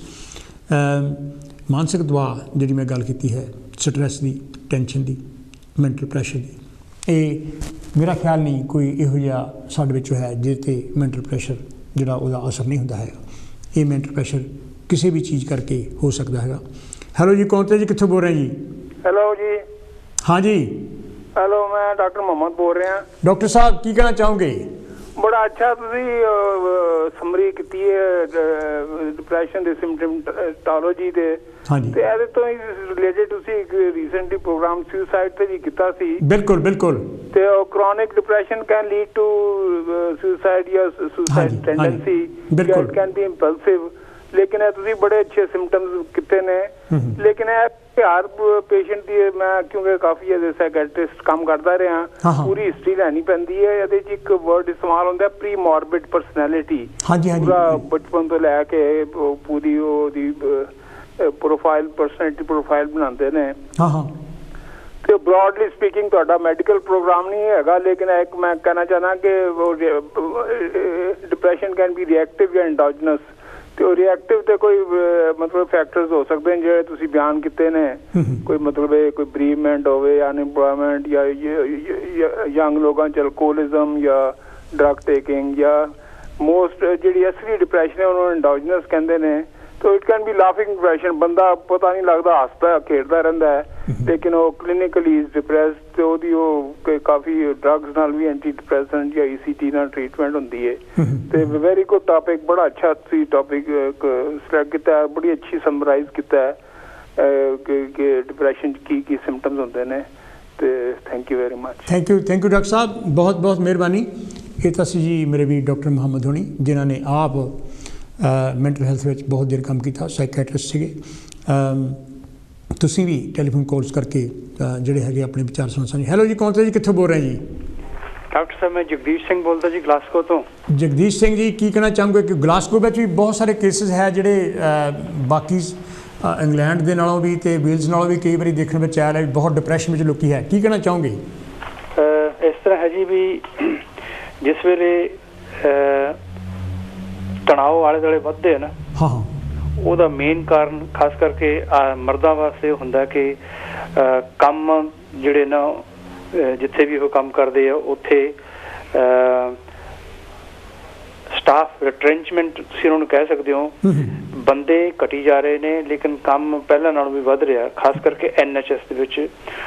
ਔਰ ਇੱਥੇ ਤੱਕ ਕੰਮ ਖਰਾਬ ਉਹਨਾਂ ਦਾ ਹੋ ਜਾਂਦਾ ਹੈਗਾ। ਜਿਹੜੇ ਡਾਕਟਰ ਜਿਹੜੇ ਖਾਸ ਕਰਕੇ ਮਨੋਵਿਗਿਆਨੀ ਡਾਕਟਰ ਹੁੰਦੇ ਨੇ ਉਹਨਾਂ ਨੂੰ ਬਥੇਰਾ ਇਹ ਸਮਝਾਇਆ ਜਾਂਦਾ ਕਿ ਤੁਸੀਂ ਆਪਣੇ ਆਪ ਨੂੰ ਸਵਿਚ ਆਫ ਕਰਕੇ ਘਰ ਪਹੁੰਚੋ, ਨਹੀਂ ਤਾਂ ਤੁਸੀਂ ਇਹ ਜਿਹੜਾ ਮੈਂਟਲ ਪ੍ਰੈਸ਼ਰ ਹੈ ਇਹ ਘਰ ਲਿਜਾ ਕੇ ਦੂਜਿਆਂ ਤੇ ਥੋਪ ਦੇਣਾ। ਉਹਦੇ ਨਾਲ ਇਹ ਹੈ ਕਿ ਅਸੀਂ ਖਾਸ ਕਰਕੇ ਜਿਹੜੇ ਇੰਡੀਆ ਤੋਂ ਆਏ ਹੋਏ ਹਾਂ, ਸਾਨੂੰ ਉੱਥੇ ਹੋਰ ਤਰ੍ਹਾਂ ਦੀ ਜ਼ਿੰਦਗੀ ਸੀ, ਇੱਥੇ ਆ ਕੇ ਹੋਰ ਤਰ੍ਹਾਂ ਦੀ ਜ਼ਿੰਦਗੀ ਹੈ। ਮੈਨੂੰ ਉੱਥੇ ਪਹਿਲਾਂ ਕਿਸੇ ਨੇ ਕਹਿ ਦਿੱਤਾ ਸੀਗਾ ਮਸ਼ੀਨ ਵਾਂਗੂ ਕੰਮ ਕਰਨਾ ਪੈਂਦਾ, ਪਰ ਮੈਂ ਫਿਰ ਵੀ ਸੋਚਿਆ ਵੀ ਚੱਲ ਕੋਈ ਨਹੀਂ ਕਰ ਲਾਂਗੇ, 4 ਪੈਸੇ ਤਾਂ ਆਉਂਦੇ ਆ ਬਈ ਜਿਹੜੇ ਉੱਥੋਂ ਸੈਂਟ ਸੁੰਟ ਲਾ ਕੇ ਪੰਜਾਬ ਘੁੰਮਦੇ, ਅਸੀਂ ਸੋਚਿਆ ਵੀ ਅਸੀਂ ਵੀ ਇਹਨਾਂ ਵਰਗੇ ਬਣ ਜਾਈਏ। ਲੇਕਿਨ ਹੋਇਆ ਇਹ ਹੈ ਵੀ ਅਸੀਂ ਅੰਗਰੇਜ਼ਾਂ ਦੀ ਇਹ ਕਾਪੀ ਤਾਂ ਕਰ ਲਈ ਕਿ ਕੰਮ ਮਿਹਨਤ ਨਾਲ ਕਰਨਾ ਔਰ ਮਸ਼ੀਨ ਦੀ ਤਰ੍ਹਾਂ ਕਰਨਾ, ਕੰਮ ਵੇਲੇ ਹੋਰ ਕੁਛ ਨਹੀਂ ਸੋਚਣਾ, ਆਹ ਕਰਨਾ ਉਹ ਕਰਨਾ। ਲੇਕਿਨ ਇਹ ਨਹੀਂ ਅਸੀਂ ਸੋਚ ਰਹੇ ਕਿ ਅੰਗਰੇਜ਼ ਜਿਹੜਾ ਨਾ ਉਹ ਕੰਮ ਜਿਸ ਵੇਲੇ ਖਤਮ ਕਰਦਾ ਨਾ ਉਸ ਤੋਂ ਬਾਅਦ ਉਹਨੂੰ ਇੱਕ ਐਸਾ ਗਿਆਨ ਹੈ ਕਿ ਉਹ ਉਹਦੇ ਬਾਰੇ ਕੰਮ ਬਾਰੇ ਮੁੜ ਕੇ ਫਿਰ ਸੋਚਦਾ ਨਹੀਂ ਹੈਗਾ ਜਦ ਤੱਕ ਕਿ ਦੁਬਾਰਾ ਕੰਮ ਤੇ ਨਾ ਜਾਵੇ। ਬਿਲਕੁਲ ਬਿਲਕੁਲ, ਖਾਸ ਕਰਕੇ ਫੈਕਟਰੀ ਵਰਕਰ ਜਿਹੜੇ ਵਗੈਰਾ ਵਗੈਰਾ ਹੁੰਦੇ ਨੇ। ਮੈਨੂੰ ਕਿਸੇ ਅੰਗਰੇਜ਼ ਨੇ ਇੱਕ ਵਾਰੀ ਗੱਲ ਕਹੀ ਸੀ, ਕਹਿੰਦੇ ਵੀ ਜਿਹੜਾ ਦੇਸੀ ਬੰਦਾ ਨਾ ਉਹ ਅਗਰ ਇੰਗਲੈਂਡ 'ਚ ਕਿਤੇ ਕੰਮ ਕਰਦਾ, ਉਹਨੇ ਅਗਰ 96 ਪੀਸ ਬਣਾਏ ਹਨ ਤਾਂ ਉਹਨੇ ਘੜੀ 'ਚ 6:02 ਹੋ ਗਏ, ਉਹਨੇ 100 ਪੂਰੇ ਕਰਕੇ ਜਾਣੇ ਆ। ਉਹਦਾ ਤਾਂ ਕੰਮ ਦੇ ਵਿੱਚ ਬਹੁਤ ਧਿਆਨ ਹੁੰਦਾ। ਲੇਕਿਨ ਜਿਹੜਾ ਅੰਗਰੇਜ਼ ਹੈ ਉਹਨੇ 5:58 ਤੇ ਹੱਥ ਧੋ ਲੈਣੇ ਵੀ ਹੁਣ ਭਾਵੇਂ 99 ਬਣ ਗਏ ਤੇ ਮੈਂ ਇੱਕ ਹੋਰ ਨਹੀਂ ਬਣਾਉਣਾ, ਮੈਂ ਕੱਲ ਨੂੰ ਬਣਾਉਂਗਾ ਆ ਕੇ। ਬਿਲਕੁਲ ਬਿਲਕੁਲ ਬਿਲਕੁਲ। ਉਹਦੇ ਵਿੱਚ ਇਹ ਹੈ ਵੀ ਟੈਨਸ਼ਨਾਂ ਬਹੁਤੀ ਵਾਰੀ ਅਸੀਂ ਆਪ ਹੀ ਕ੍ਰੀਏਟ ਕਰ ਲੈਂਦੇ ਹਾਂ। ਕੰਮ ਦੀ ਟੈਨਸ਼ਨ ਤੋਂ ਇਲਾਵਾ ਸਾਡੇ ਜਿਹੜੇ ਸੰਯੁਕਤ ਪਰਿਵਾਰ ਹੁੰਦੇ ਆ ਨਾ, ਉਹਦੇ ਵਿੱਚ ਬੜੀਆਂ ਮੁਸ਼ਕਲਾਂ ਹੁੰਦੀਆਂ। ਕੋਈ ਗਰੁੱਪ ਬਣ ਜਾਂਦੇ ਨੇ, 2 ਭਰਾ ਉੱਧਰ 2 ਉੱਧਰ, ਜਾਂ ਇੱਕ ਭੈਣ ਇੱਧਰ 2 ਭਰਾ ਉੱਧਰ। ਇਹ ਜਗਦੀਸ਼ ਜੀ ਗੈਂਗ ਅਪ ਹੋ ਜਾਂਦੇ, ਫਿਰ ਗੈਂਗ ਅਪ ਕਰਦੇ ਆ। ਇਹ ਗੈਂਗ ਅਪ, ਹਾਂਜੀ ਗੈਂਗ ਅਪ ਕਰਦੇ ਆ। ਉਹ ਕਹਿੰਦੇ ਆ ਵੀ ਜੇ ਤੂੰ ਮੇਰੇ ਵੱਲ ਦਾ ਨਾ ਹੋਇਆ ਨਾ ਤੇ ਮੈਂ ਤੈਨੂੰ ਦੂਜੇ ਪਾਸੇ ਕਰਕੇ ਫਿਰ ਅਸੀਂ ਤੁਹਾਨੂੰ ਸਾਰਿਆਂ ਨੂੰ ਸੋਧ ਦੇਣਾ ਫੜ ਕੇ। ਨੋਟ ਓਨਲੀ ਦੈਟ ਜਗਦੀਸ਼ ਜੀ, ਤੁਹਾਨੂੰ ਵੀ ਐਕਸਪੀਰੀਅੰਸ ਹੋਇਆ ਹੋਣਾ, ਮੈਨੂੰ ਵੀ ਹੈ। ਉਹ ਫਿਰ ਕਹਿੰਦੇ ਇਹਨੂੰ ਵਿਆਹ ਤੇ ਨਹੀਂ ਸੱਦਣਾ ਹੈਗਾ, ਇਹਨੂੰ ਫਲਾਣੇ ਫੰਕਸ਼ਨ ਤੇ ਨਹੀਂ ਸੱਦਣਾ। ਹਾਂਜੀ ਬਿਲਕੁਲ ਬਿਲਕੁਲ, ਉਹਨੂੰ ਇਨਵਾਈਟ ਕਰਨਾ ਬੰਦ ਕਰ ਦਿੰਦੇ ਆ। ਫਿਰ ਸਾਡੀਆਂ ਟੈਨਸ਼ਨਾਂ ਇਹ ਵੱਧ ਜਾਂਦੀਆਂ ਨੇ ਕਿ ਵੀ ਜਿਹੜੇ ਬੰਦੇ ਸਾਡੇ ਰਿਸ਼ਤੇਦਾਰ ਇੰਡੀਆ 'ਚ ਰਹਿੰਦੇ ਹੁੰਦੇ ਉਹ ਉਮੀਦ ਕਰਦੇ ਵੀ ਅਸੀਂ ਉਹਨਾਂ ਨੂੰ ਪੈਸੇ ਭੇਜੀਏ, ਜਾਇਦਾਦਾਂ ਲੈ ਕੇ ਦਈਏ। ਪਹਿਲਾਂ ਤਾਂ ਅਸੀਂ ਖੁਸ਼ ਹੋ ਕੇ ਕਰਦੇ ਹਾਂ, ਫਿਰ ਜਿਸ ਵੇਲੇ ਦੇਖਦੇ ਹਾਂ ਵੀ ਦੰਦ ਕੱਟੇ ਹੁੰਦੇ ਆ ਫਿਰ ਸਾਡੀ ਟੈਨਸ਼ਨ ਉਹਨਾਂ ਨਾਲ ਇੱਕ ਹੋਰ ਨਵੀਂ ਵੱਧ ਜਾਂਦੀ ਹੈ। ਅੱਛਾ ਚਲੋ, ਜਿਹੜੇ ਟੈਨਸ਼ਨ ਜਿਹੜੀਆਂ ਵੱਧਦੀਆਂ ਨੇ ਨਾ ਉਹਨਾਂ ਚੋਂ ਕਾਫੀ ਵਾਰੀ ਤਾਂ ਉਹਨਾਂ ਨੂੰ ਆਪਾਂ prevention is better than cure. ਪਹਿਲਾਂ ਤਾਂ ਕੋਸ਼ਿਸ਼ ਕਰੀਏ ਉਹਨਾਂ ਬੰਦਿਆਂ ਨੂੰ ਨਾ ਮਿਲੇ, ਜਿਵੇਂ ਤੁਸੀਂ ਆਪਣੇ ਹੁਣੇ ਪੜ੍ਹ ਕੇ ਜੋ ਸੁਣਾਇਆ, ਇਹੋ ਜਿਹੇ ਬੰਦਿਆਂ ਨੂੰ ਨਾ ਮਿਲੋ ਜਿਹੜੇ ਢੈਂਦੀਆਂ ਗੱਲਾਂ ਵਾਲੇ ਹੁੰਦੇ ਆ। ਬਿਲਕੁਲ ਬਿਲਕੁਲ। ਔਰ ਉਹਨਾਂ ਨੂੰ ਮਿਲੋ ਜਿਹੜੇ ਖੁਸ਼ ਹੋਣ, ਦੋਸਤਾਂ 'ਚ ਬੈਠੋ, ਉਹਨਾਂ ਦੇ ਨਾਲ ਤੁਸੀਂ ਪ੍ਰੋਬਲਮਾਂ ਜਿਹੜੀਆਂ ਕੋਈ ਹੈ ਡਿਸਕਸ ਕਰੋ। ਔਰ ਡਿਸਕਸ ਕਰੇ ਤੇ ਕਹਿੰਦੇ ਆ ਵੀ 4 ਦੋਸਤ ਅਗਰ ਟੇਬਲ ਤੇ ਬੈਠਦੇ ਆ, ਆਪਣੀਆਂ ਪ੍ਰੋਬਲਮਾਂ ਲੈ ਕੇ ਟੇਬਲ ਤੇ ਰੱਖਦੇ ਵੀ ਮੇਰੀ ਆਹ ਹੈ, ਮੇਰੀ ਉਹ ਹੈ, ਤੇ ਉਹ ਡਿਸਕਸ ਕਰਦੇ ਤੇ ਉਹਨਾਂ ਦਾ ਮਨ ਥੋੜਾ ਢਿਆਲਾ ਹੋ ਜਾਂਦਾ। ਪਰ ਜਗਦੀਸ਼ ਜੀ ਇਹ ਵੀ ਮੇਰੇ ਵਾਲੀ ਟਰਬਲ ਲੈ ਜਾ ਤੇ ਆਪਣੇ ਵਾਲੀ ਮਿਲਦੇ ਜਾ। ਜਗਦੀਸ਼ ਜੀ ਇਹ ਵੀ ਆਇਆ ਹੈਗਾ ਵੀ ਤੁਸੀਂ ਕੁਛ ਦੋਸਤ ਜਿਹੜੇ ਜਿਹਨਾਂ ਨੂੰ ਆਪਾਂ ਦੋਸਤ ਕਹਿੰਦੇ ਹੈਗੇ ਉਹ ਉਸ ਵੇਲੇ ਦੋਸਤ ਨਹੀਂ ਹੁੰਦੇ ਹੈਗੇ, ਤੁਹਾਡੇ ਨਾਲ ਜੈਲਸੀਆਂ ਕਰਦੇ ਹੈ, ਤੁਹਾਨੂੰ ਟੈਨਸ਼ਨ ਸਮਝਾ ਦਿੰਦੇ ਹੈ। ਚਲੋ ਮੈਂ ਸੱਚੇ ਦੋਸਤਾਂ ਦੀ ਗੱਲ ਕਰਦਾ। ਹਾਂ ਬਿਲਕੁਲ। ਤੇ ਜਿਹੜੇ ਸੱਚੇ ਦੋਸਤ ਹੈ ਨਾ ਉਹ ਕਹਿੰਦੇ ਵੀ ਕਦੇ ਵੀ ਕੋਈ ਕਿਸੇ ਦੂਜੇ ਦੀ ਪ੍ਰੋਬਲਮ ਲੈ ਕੇ ਜਾਂਦਾ, ਆਪਣੀ ਵਾਪਸ ਲੈ ਜਾਂਦਾ ਵੀ ਮੈਂ ਇਸੇ ਨਾਲ ਹੀ ਸਾਰ ਲੂੰਗਾ, ਮੈਨੂੰ ਹੋਰ ਨਵੀਂ ਨਹੀਂ ਚਾਹੀਦੀ। ਹਰ ਬੰਦਾ 1429 ਸਫੇ ਤੇ ਗੁਰੂ ਗ੍ਰੰਥ ਸਾਹਿਬ ਦੇ ਵਿੱਚ 9ਵੇਂ ਮਹਿਲ ਦੇ ਸ਼ਲੋਕ ਦੀਆਂ 2 ਹੀ ਪੰਕਤੀਆਂ ਨੇ ਔਰ ਬਹੁਤ ਸ਼ਾਨਦਾਰ ਹੈ। ਚਿੰਤਾ ਤਾਂ ਕੀ ਕੀਜੀਏ ਜੋ ਅਣਹੋਣੀ ਹੋਏ, ਬਿਲकुल ਇਹ ਮਾਰਗ ਸੰਸਾਰ ਕੋ ਨਾਨਕ ਥਿਰ ਨਹੀਂ ਕੋਏ। ਠੀਕ ਹੈ, ਥੈਂਕ ਯੂ ਜਗਦੀਸ਼ ਜੀ। ਮੁਸ਼ਕਿਲ ਚੀਜ਼ ਤਾਂ ਇਹੀ ਹੈ ਵੀ ਜੇ ਮਰ ਜਾਵਾਂਗੇ ਫਿਰ ਕੀ ਹੋਊਗਾ, ਜਦ ਮਰਨਾ ਆ ਹੀ ਜਾਊਗਾ। ਨਾਨਕ ਸਾਹਿਬ ਗੁਰੂ ਨਾਨਕ ਦੇਵ ਜੀ ਨੂੰ ਸੰਬੋਧਨ ਕਰਕੇ 9ਵੇਂ ਪਾਤਸ਼ਾਹ ਕਹਿੰਦੇ ਆ ਵੀ ਇਹ ਮਾਰਗ ਸੰਸਾਰ ਕੋ ਨਾਨਕ ਥਿਰ ਨਹੀਂ ਕੋਏ। ਅਸੀਂ ਆਪ ਨਹੀਂ ਥਿਰ ਹੋਣਾ ਤੇ ਸਾਡੀਆਂ ਪ੍ਰੋਬਲਮਾਂ ਵੀ ਕਿਉਂ ਥਿਰ ਹੋਣ, ਉਹਦੇ ਵਾਸਤੇ ਛੋਟੀ ਛੋਟੀਆਂ ਗੱਲਾਂ ਹੈਗੀਆਂ। ਤੁਸੀਂ ਪਹਿਲਾਂ ਵੀ ਕਹਿ ਚੁੱਕੇ, ਐਕਸਰਸਾਈਜ਼ ਕਰਨੀ ਚਾਹੀਦੀ, ਕਹਿੰਦੇ ਜੀ ਵਾਕ ਕਰਨੀ ਚਾਹੀਦੀ ਹੈ। ਵਾਕ ਪਾਰਕ ਵਿੱਚ ਕਰੋ, ਕਿਸੇ ਗ੍ਰੀਨ ਜਗ੍ਹਾ ਤੇ ਕਰੋ ਜਿੱਥੇ ਫੁੱਲ ਫੁੱਲ ਹੋਣ, ਬੂਟੇ ਹੋਣ, ਤੁਹਾਨੂੰ ਮਨ ਖੁਸ਼ ਹੋਵੇ। ਥੈਂਕ ਯੂ ਜਗਦੀਸ਼ ਜੀ, ਬਹੁਤ ਮਿਹਰਬਾਨੀ ਮੇਰੇ ਵੀਰ, ਬਹੁਤ ਮਿਹਰਬਾਨੀ। ਇਹ ਤਾਂ ਸੀ ਮੇਰੇ ਵੀਰ ਜਗਦੀਸ਼ ਸਿੰਘ ਹੋਣੀ ਜਿਨ੍ਹਾਂ ਨੇ ਗਲਾਸਗੋ ਸਕਾਟਲੈਂਡ ਤੋਂ ਫੋਨ ਕੀਤਾ ਸੀਗਾ। ਅਤੇ ਮੈਂ ਸਮਝਦਾ ਵੀ ਜੇ ਤੁਸੀਂ ਟੂ ਦੀ ਪੁਆਇੰਟ ਗੱਲ ਕਰੋਗੇ, ਬਹੁਤ ਸਾਰੀਆਂ ਕਾਲਸ ਪਿੱਛੇ ਵੇਟ ਕਰ ਰਹੀਆਂ, ਇਸ ਕਰਕੇ ਮੈਂ ਜਗਦੀਸ਼ ਹੋਣਾ ਨੂੰ ਕਹਿ ਦਿੱਤਾ। ਹੈਲੋ ਜੀ, ਕੌਣ ਤੇ ਜੀ, ਕਿੱਥੋਂ ਬੋਲ ਰਹੇ ਜੀ? ਹੈਲੋ ਡਾਕਟਰ ਸਾਹਿਬ, ਜੈ ਭੀਮ, ਜੈ ਭਾਰਤ ਜੀ। ਜੈ ਭੀਮ, ਜੈ ਭਾਰਤ। ਮਾਨ ਸਾਹਿਬ ਕੀ ਕਹਿਣਾ ਚਾਹੋਗੇ? ਦੇਖੋ ਜੀ, ਤੁਹਾਡਾ ਇਹ ਜਿਹੜਾ ਇਹ ਤਾਂ ਘਰ ਘਰ ਹਰ ਇੱਕ ਬੰਦੇ ਨੂੰ ਪਰੇਸ਼ਾਨੀ ਹੁੰਦੀ ਆ। ਹਾਂ, ਕਿਉਂਕਿ ਬੰਦੇ ਦੀ ਪਰੇਸ਼ਾਨੀ ਤਾਂ ਆਪਣੀ ਹੁੰਦੀ ਹੈ ਜੇ ਉਹ ਆਪਣੀਆਂ ਗੱਲਾਂ ਨੂੰ, ਜਿਹੜੀਆਂ ਗੱਲਾਂ ਉਹਦੇ ਨਾਲ ਵਿਚਰੀਆਂ ਹੁੰਦੀਆਂ, ਉਹਨਾਂ ਨੂੰ ਯਾਦ ਕਰਦਾ ਰਹੇ। ਇਸ ਕਰਕੇ ਜੋ ਕੁਝ ਹੋ ਗਿਆ ਤੁਹਾਡੇ ਜੀਵਨ ਦੇ ਵਿੱਚ ਉਹਨੂੰ ਛੱਡ ਦਿਓ ਤੇ ਆਉਣ ਵਾਲੇ ਸਮੇਂ ਲਈ ਸੋਚੋ। ਇੱਕ JNU ਦਾ ਯੂਨੀਵਰਸਿਟੀ ਦਾ ਲੜਕਾ ਸੀ, PhD ਕਰ ਰਿਹਾ, ਤੇ ਉਹ ਲੜਕੇ ਨੂੰ ਮਾਨਸਿਕ ਤੌਰ ਤੇ ਉਹ ਇੰਨਾ ਹੁਸ਼ਿਆਰ ਸੀ, ਮਾਨਸਿਕ ਤੌਰ ਤੇ ਉਹਨੂੰ ਜਾਤ ਪਾਤ ਦੇ ਨਾਂ ਤੇ ਉਹਨੂੰ ਬਹੁਤ ਤੰਗ ਕੀਤਾ। ਆਖਰਕਾਰ ਉਸ ਬੱਚੇ ਨੇ ਸੁਸਾਈਡ ਕੀਤੀ। ਓ ਮਾਈ ਗੁੱਡਨੈਸ, ਓ ਡੀਅਰ। ਕਿਉਂਕਿ ਇਦਾਂ ਜਿਹੜੀਆਂ ਸਕੂਲਾਂ ਦੇ ਵਿੱਚ ਜਾਂ ਯੂਨੀਵਰਸਿਟੀ 'ਚ ਹੁੰਦੀਆਂ ਨਾ, ਉਹ ਪ੍ਰੋਫੈਸਰ ਵੀ ਔਰ ਜਿਹੜੇ ਦੂਸਰੇ ਬੱਚੇ ਹੁੰਦੇ ਨਾ, ਉਹ ਹੁਸ਼ਿਆਰ ਬੱਚੇ ਨੂੰ ਮਾਨਸਿਕ ਤੌਰ ਤੇ ਬਹੁਤ ਪਰੇਸ਼ਾਨ ਕਰਦੇ ਆ। ਬਿਲਕੁਲ। ਤੇ ਇਸ ਕਰਕੇ ਜਿਹੜੇ ਬੱਚਿਆਂ ਨੂੰ ਵੀ ਚਾਹੀਦਾ ਹੈ ਕਿ ਇੱਕ ਦੂਸਰੇ ਦਾ ਸਾਥ ਦੇਣ। ਤੇ ਜਿਸ ਬੱਚੇ ਨੂੰ ਪਰੇਸ਼ਾਨ ਕੀਤਾ, ਉਹਦੀ ਕਿਸੇ ਨੇ ਗੱਲ ਨਹੀਂ ਸੁਣੀ। ਉਹਨੇ ਹੈਲਥ ਮਿਨਿਸਟਰ, ਆਪਣੇ ਜਿਹੜੀ ਐਜੂਕੇਸ਼ਨ ਮਿਨਿਸਟਰ ਸੀ, ਉਹਦੇ ਤੱਕ ਅਪਰੋਚ ਕੀਤੀ, ਲੇਕਿਨ ਉਹਨਾਂ ਨੇ ਵੀ ਨਹੀਂ ਸੁਣਿਆ। ਆਖਰਕਾਰ ਉਹਨੂੰ ਯੂਨੀਵਰਸਿਟੀ ਚੋਂ ਬਾਹਰ ਕੱਢ ਦਿੱਤਾ ਔਰ ਉਸਨੇ ਦੂਸਰੇ ਦਿਨ ਸੁਸਾਈਡ ਕਰ ਲਿਆ। ਤੇ ਇਹ ਜਿਹੜੀਆਂ ਚੀਜ਼ਾਂ ਹੈਗੀਆਂ ਨਾ, ਇੰਡੀਆ ਦੇ ਵਿੱਚ, ਭਾਰਤ ਦੇ ਵਿੱਚ ਬਹੁਤ ਹੋ ਰਹੀਆਂ ਹੈਗੀਆਂ। ਤੇ ਦੂਸਰੀ ਗੱਲ ਇਹ ਹੈਗੀ ਕਿ ਜਿਹੜਾ ਬੱਚਾ ਇਹਦਾ ਇਲਾਜ ਜ਼ਿਆਦਾ ਹੈਗਾ ਮੈਡੀਟੇਸ਼ਨ। ਅਗਰ ਕਰੋ ਤੁਸੀਂ ਮੈਡੀਟੇਸ਼ਨ, ਸਭ ਤੋਂ ਬੱਚੇ ਲਈ ਕਿ ਹਰ ਇੱਕ ਇਨਸਾਨ ਲਈ ਬਹੁਤ ਲਾਭਦਾਇਕ ਹੈ। ਤੇ ਨਾਲ ਹੀ ਲਿਖਣਾ ਪੜ੍ਹਨਾ, ਜਿੱਦਾਂ ਤੁਸੀਂ ਕਵਿਤਾਵਾਂ ਲਿਖਣੀਆਂ, ਆਪਣੇ ਆਪ ਨੂੰ ਆਕੂਪਾਈ ਕਰਨਾ। ਅਗਰ ਜੇ ਕਿਸੇ ਨੇ ਕੋਈ ਲੜਾਈ ਕੀਤੀ, ਉਹਨੂੰ ਲੜਾਈ ਨੂੰ ਭੁੱਲ ਜਾਓ। ਦੂਸਰਾ ਕਿਸੇ ਤੇ ਅਹਿਸਾਨ, ਤੁਸੀਂ ਕਿਸੇ ਤੇ ਅਹਿਸਾਨ ਕੀਤਾ, ਉਹਨੂੰ ਭੁੱਲ ਜਾਓ, ਉਹਨੂੰ ਹਰ ਵੇਲੇ ਦਿਮਾਗ 'ਚ ਨਾ ਰੱਖੋ। ਇਹਨਾਂ ਚੀਜ਼ਾਂ ਦਾ ਖਿਆਲ ਰੱਖਣਾ ਚਾਹੀਦਾ ਹੈਗਾ ਆ। ਕਿਉਂਕਿ ਜਿਸ ਵੇਲੇ ਬੰਦੇ ਦਾ ਪਤਾ ਲੱਗ ਜਾਂਦਾ ਵੀ ਇਹ ਬੰਦਾ ਇਸ ਵੇਲੇ ਟੈਨਸ਼ਨ 'ਚ ਆ, ਉਹਦਾ ਚਿਹਰਾ ਲਾਲ ਹੋ ਜਾਂਦਾ, ਅੱਖਾਂ ਲਾਲ ਹੁੰਦੀਆਂ, ਤੇ ਉਹਦਾ ਪਤਾ, ਹੱਥ ਵਗੈਰਾ ਜਿੱਦਾਂ ਤੁਸੀਂ ਕੰਬਦੇ ਆ, ਇਹ ਚੀਜ਼ਾਂ ਜਿਹੜੀਆਂ ਨੇ ਇਹਦੇ ਸਿਮਟਮ ਹੈਗੇ ਆ। ਔਰ ਉਸ ਕਰਕੇ ਉਸ ਇਨਸਾਨ ਦਾ ਜ਼ਰੂਰ ਖਿਆਲ ਰੱਖਣਾ ਚਾਹੀਦਾ। ਉਹਨੂੰ ਮਾਨਸਿਕ ਤੌਰ ਤੇ ਕਦੀ ਕੋਈ ਵੀ ਪਰੇਸ਼ਾਨੀ ਨਹੀਂ ਦੇਣੀ ਚਾਹੀਦੀ। Thank you Mann Sahib. Thank you ਜਨਾਬ, ਥੈਂਕ ਯੂ। ਇਹ ਤਾਂ ਸੀ ਮੇਰੇ ਵੀਰ ਪ੍ਰੇਮ ਮਾਨ ਹੋਣੀ, ਜਿਹੜੇ ਲੰਡਨ ਤੋਂ, ਜਿਨ੍ਹਾਂ ਨੇ ਆਪਣੇ ਵਿਚਾਰ ਸਾਨੂੰ ਸਾਂਝੇ ਕੀਤੇ। ਤੁਸੀਂ ਵੀ ਟੈਲੀਫੋਨ ਕਾਲ ਕਰਕੇ 0300 7702246 ਨੰਬਰ ਸਾਡਾ ਹੈ, ਜਿਹੜਾ ਸਕਰੀਨ ਦੇ ਥੱਲੇ ਵੀ ਆ ਰਿਹਾ ਹੈਗਾ, ਕਾਲ ਕਰਕੇ ਆਪਣੇ ਵਿਚਾਰ ਸਾਂਝੇ ਕਰ ਸਕਦੇ। ਹੈਲੋ ਜੀ, ਕੌਣ ਤੇ ਜੀ, ਕਿੱਥੋਂ ਬੋਲ ਰਹੇ ਜੀ? ਹਾਂਜੀ ਡਾਕਟਰ ਸਾਹਿਬ, ਜੈ ਗੁਰਦੇਵ ਜੀ। ਜੈ ਗੁਰਦੇਵ ਜੀ। ਸ਼ੌਂਕੀ ਬੋਲਦਾ ਜੀ, ਮਲਹੋਤਰਾ ਸਾਹਿਬ। ਹਾਂਜੀ, ਕੀ ਕਹਿਣਾ ਚਾਹੋਗੇ ਸ਼ੌਂਕੀ ਸਾਹਿਬ? ਬਸ ਜੀ, ਮੈਂ ਜਦੋਂ ਦਾ ਇੰਗਲੈਂਡ 'ਚ ਆਇਆ, ਆਪ ਜੀ ਦੇ ਪਹਿਲਾਂ ਪੇਪਰਾਂ ਵਿੱਚ ਆਰਟੀਕਲ ਪੜ੍ਹਦਾ ਰਿਹਾ। ਥੈਂਕ ਯੂ ਜੀ, ਥੈਂਕ ਯੂ। ਹੁਣ ਕਾਂਚੀ TV ਤੇ ਆਪ ਜੀ ਦੇ ਵਿਚਾਰ ਸੁਣਨ ਦਾ ਸੁਭਾਗ ਪ੍ਰਾਪਤ ਹੁੰਦਾ, ਕਦੀ ਮੌਕਾ ਮਿਲਦਾ ਹੁੰਦਾ, ਸਮਾਂ ਜਦੋਂ ਹੋਵੇ। Thank you. ਜੋ ਵੀ ਤੁਸੀਂ ਟੌਪਿਕ ਲੈ ਕੇ ਆਉਂਦੇ ਆ, ਵਿਸ਼ਾ ਲੈ ਕੇ ਆਉਂਦੇ ਆ, ਸਾਡੀ ਕਾਂਚੀ TV ਦੇ ਉੱਤੇ ਸੰਗਤਾਂ ਨੂੰ ਜੋ ਵੀ ਸਹਿਯੋਗ ਮਿਲਦਾ ਤੁਹਾਡੇ ਵਿਚਾਰਾਂ ਤੋਂ, ਅਸੀਂ ਤੁਹਾਡਾ ਧੰਨਵਾਦ ਵੀ ਕਰਦੇ ਹਾਂ। ਤੇ ਇਸੇ ਤਰੀਕੇ ਦੇ ਨਾਲ ਸੰਗਤਾਂ ਨੂੰ ਆਪਣੀ ਯੋਗਤਾ ਦੇ ਅਨੁਸਾਰ, ਆਪਣੀ ਵਿਦਵਤਾ ਦੇ ਅਨੁਸਾਰ, ਬਸ ਇਸੇ ਤਰੀਕੇ ਨਾਲ ਮਾਰਗਦਰਸ਼ਨ ਕਰਦੇ ਰਹੋ। ਤੇ ਤੁਹਾਡਾ ਬਹੁਤ ਧੰਨਵਾਦ। ਬਹੁਤ ਮਿਹਰਬਾਨੀ ਸ਼ੌਂਕੀ ਸਾਹਿਬ। ਇਹ ਤਾਂ ਸੀ ਮੇਰੇ ਵੀਰ ਸ਼ੌਂਕੀ ਹੋਣੀ, ਜਿਹੜੇ ਸਾਡੇ ਪ੍ਰੈਜ਼ੈਂਟਰ ਵੀ ਹੈਗੇ ਆ। ਤੁਸੀਂ ਵੀ ਟੈਲੀਫੋਨ ਕਾਲ ਕਰਕੇ ਜਿਹੜੇ ਆਪਣੇ ਵਿਚਾਰ ਸਾਨੂੰ ਸਾਂਝੇ ਕਰ ਸਕਦੇ ਆ 0300 7702246। ਕਿਉਂਕਿ ਟੈਨਸ਼ਨ ਜਿਹੜੀ ਹੈਗੀ ਆ, ਮੈਂਟਲ ਪ੍ਰੈਸ਼ਰ ਜਿਹੜਾ ਹੈਗਾ, ਇਹ ਜਿਸ ਤਰ੍ਹਾਂ ਮਾਨ ਸਾਹਿਬ ਨੇ ਵੀ ਗੱਲ ਕੀਤੀ ਹੈ ਤੇ ਜਗਦੀਸ਼ ਹੁਣਾਂ ਨੇ ਵੀ ਗੱਲ ਕੀਤੀ ਆ। ਹੈਲੋ ਜੀ, ਕੌਣ ਤੇ ਜੀ, ਕਿੱਥੋਂ ਬੋਲ ਰਹੇ ਜੀ? ਹੈਲੋ ਜੀ ਡਾਕਟਰ ਸਾਹਿਬ, ਮੈਂ ਫਕੀਰ ਚੰਦ ਚੌਹਾਨ ਬੋਲਦਾ ਬਰਮਿੰਘਮ ਤੋਂ। ਚੌਹਾਨ ਸਾਹਿਬ ਵੈਲਕਮ ਤੁਹਾਡਾ। ਤੁਹਾਡੀ ਐਬਸੈਂਟ ਲੱਗਦੀ ਰਹੀ ਆ ਪਿਛਲੇ 2-3 ਪ੍ਰੋਗਰਾਮਾਂ ਵਿੱਚ। ਨਹੀਂ, ਉਹ ਇਦਾਂ ਸੀ ਵੀ ਕਈ ਵਾਰ ਟਾਈਮ ਨਹੀਂ ਮਿਲਦਾ ਹੈਗਾ। ਹਾਂ ਜੀ, ਕਈ ਬੰਦੇ ਵੇਟ ਕਰਦੇ ਹੁੰਦੇ ਆ। ਠੀਕ ਹੈ ਜੀ, ਠੀਕ ਹੈ। ਦੇਖੋ ਅੱਜ ਜਿਹੜਾ ਆਪ ਦਾ ਵਿਸ਼ਾ ਆ ਵੀ ਮਾਨਸਿਕ ਤਣਾਅ। ਹਾਂ ਕਿਉਂਕਿ ਜਿਹੜੀ ਬਾਡੀ ਆ ਨਾ, ਜੇ ਤੁਹਾਡੀ ਬਾਡੀ ਤੰਦਰੁਸਤ ਆ, ਹਾਂ sound body has a sound mind. Absolutely.